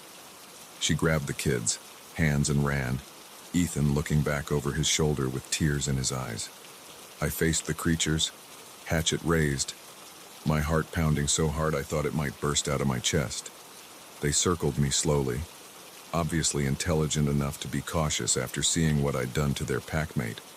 Just as I thought they were about to pounce, a new sound cut through the air, a helicopter. The creatures' heads snapped up, their ears twitching. The sound grew louder, and suddenly the forest was illuminated by a powerful searchlight. The creatures snarled in frustration but began to back away. As the helicopter drew closer, they turned and loped off into the darkness. I stood there, hatchet still raised, hardly daring to believe it was over. Then I heard the most beautiful sound in the world. Sarah calling my name. She ran towards me, the kids close behind, as forest rangers rappelled from the helicopter. The next few hours were a blur of questions, medical checks, and trying to explain what we'd seen to increasingly skeptical rangers. They found large tracks and some fur samples, but no sign of the creatures themselves. We later learned that there had been other reports of strange animal attacks in the area, but nothing concrete. Some blamed it on a pack of unusually aggressive wolves, others on escaped exotic pets. There were even whispers of genetic experiments gone wrong. As for us, we never went camping again. The kids developed a fear of the dark that took years of therapy to overcome. Sarah and I had our own nightmares to contend with, but we were alive, and we were together. And every time I look at my family, I'm reminded of how close we came to losing everything that night in the forest. It taught me that the world is full of mysteries and dangers we can't explain, and that when faced with the unimaginable, the strength of family can make all the difference between survival and becoming just another unexplained disappearance in the wilderness.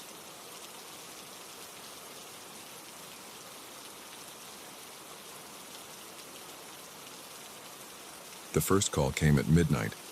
A muffled voice, barely audible, whispered, "I see you." I laughed it off as a prank, but when the second call came from inside the house, I realized with heart-stopping clarity that I wasn't alone in this secluded lake house, and whoever was here with me had no intention of letting me leave alive. I had jumped at the chance to house-sit for my boss, Janet. Her lakeside retreat was the stuff of office legend, a sprawling modern masterpiece nestled in the woods, with floor-to-ceiling windows that offered breathtaking views of the water. When she mentioned needing someone to watch the place for a week while she was in Europe, I volunteered before she could even finish her sentence. The first couple of days were blissful. I worked remotely during the day, enjoying the change of scenery from my cramped apartment. In the evenings, I explored the house's amenities, the hot tub on the deck, the fully stocked wine cellar, the home theater system that put most cinemas to shame. It was like a vacation, albeit one where I still had to check my emails. On the third night, things started to feel off. I was curled up on the couch, halfway through a thriller novel I'd found on Janet's bookshelf, when I heard it. A creak, like someone stepping on a loose floorboard. I froze, straining my ears. The house settled back into silence, but the peace I'd felt earlier was shattered. I tried to shake it off. Old houses make noises, I told myself. But this place wasn't old. It was barely 5 years old, all sleek lines and modern architecture. It shouldn't creak and groan like some ancient Victorian mansion. I did a walkthrough of the house, flicking on lights as I went. Everything was as it should be. Doors locked, windows secure. I was being paranoid, letting the book get to me. I went to bed, but sleep was elusive. Every little sound had me sitting bolt upright, heart racing. The next day passed uneventfully, but I couldn't shake the feeling of unease that had settled over me. As night fell, I found myself double-checking the locks, peering out windows into the darkness. The lake, so beautiful in the daylight, now seemed ominous. Anything could be hiding in those dark waters or in the dense woods surrounding the house. I was just about to head to bed when my phone rang. The screen showed an unknown number. Normally, I'd let it go to voicemail, but something compelled me to answer. "Hello?" I said. At first, there was nothing. Then, so quiet I had to strain to hear it. A voice whispered, "I see you." A chill ran down my spine. "Who is this?" I demanded, but the line had already gone dead. I stood there, phone in hand, my mind racing. It had to be a prank, right? Some kids who'd seen the lights on in a usually empty house and decided to have some fun. But how had they gotten this number?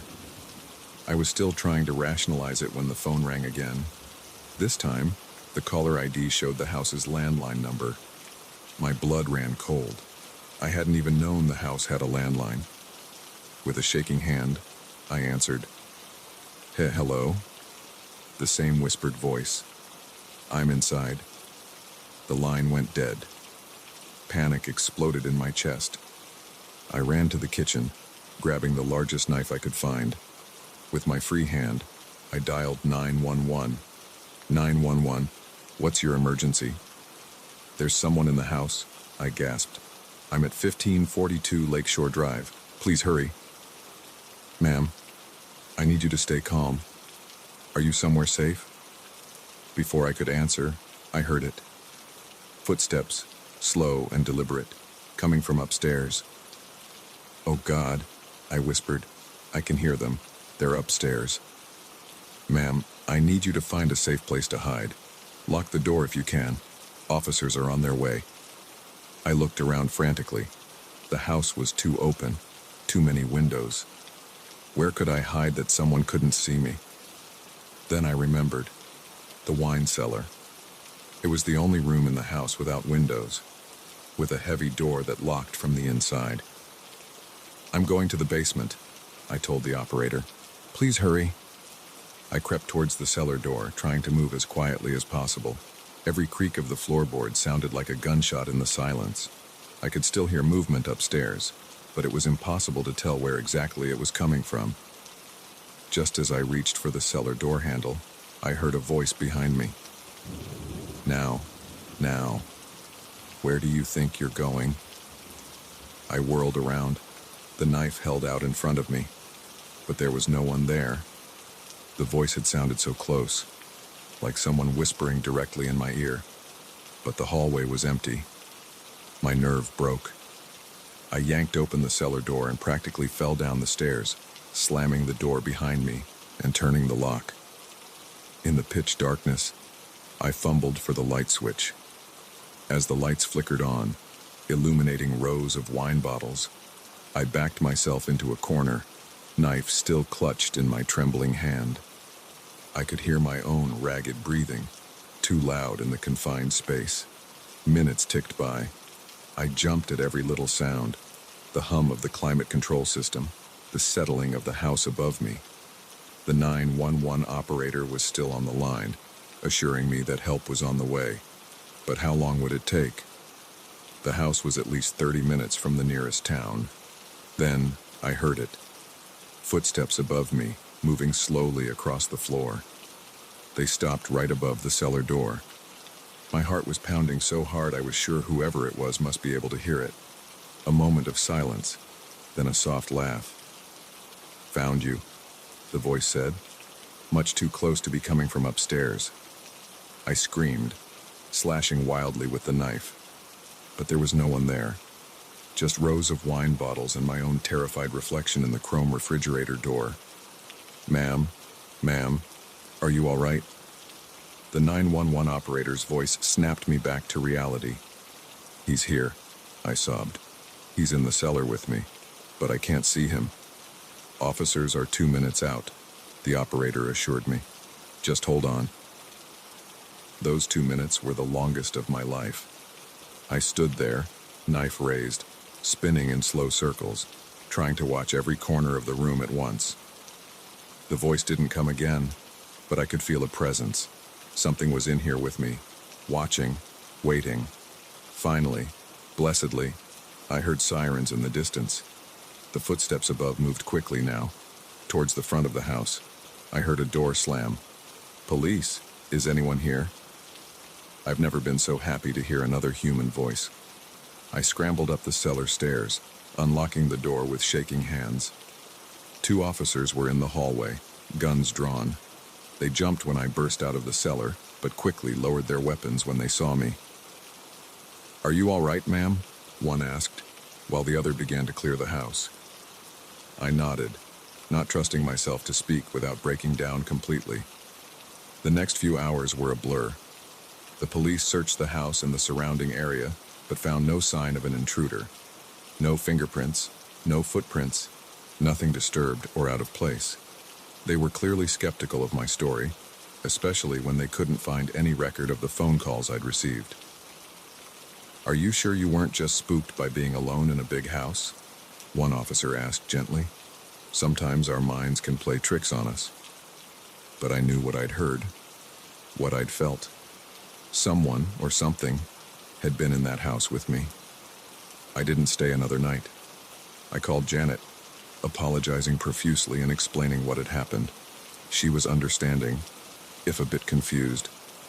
"That's so strange," she said. "Nothing like that has ever happened before." As I drove home in the early morning light, my mind kept replaying the events of the night. Had I imagined it all? Was it just an overactive imagination fueled by too many thriller novels? But then I remembered the voice in the cellar, that laugh, the feeling of being watched. And I knew, with a certainty that chilled me to my core, that it had all been real. I never house-sit anymore. In fact, I rarely spend the night anywhere but my own apartment. Some nights I still wake up in a cold sweat, certain I've heard that whispered voice, "Might I see you?" Because the most terrifying thing about that night wasn't the unseen intruder or the mysterious phone calls. It was the realization that sometimes the biggest dangers are the ones we can't see. The ones that can be right next to us, watching and waiting, without us ever knowing they're there. And in those moments between sleep and waking, when the shadows seem to move and the silence feels alive, I can't help but wonder, are we ever truly alone?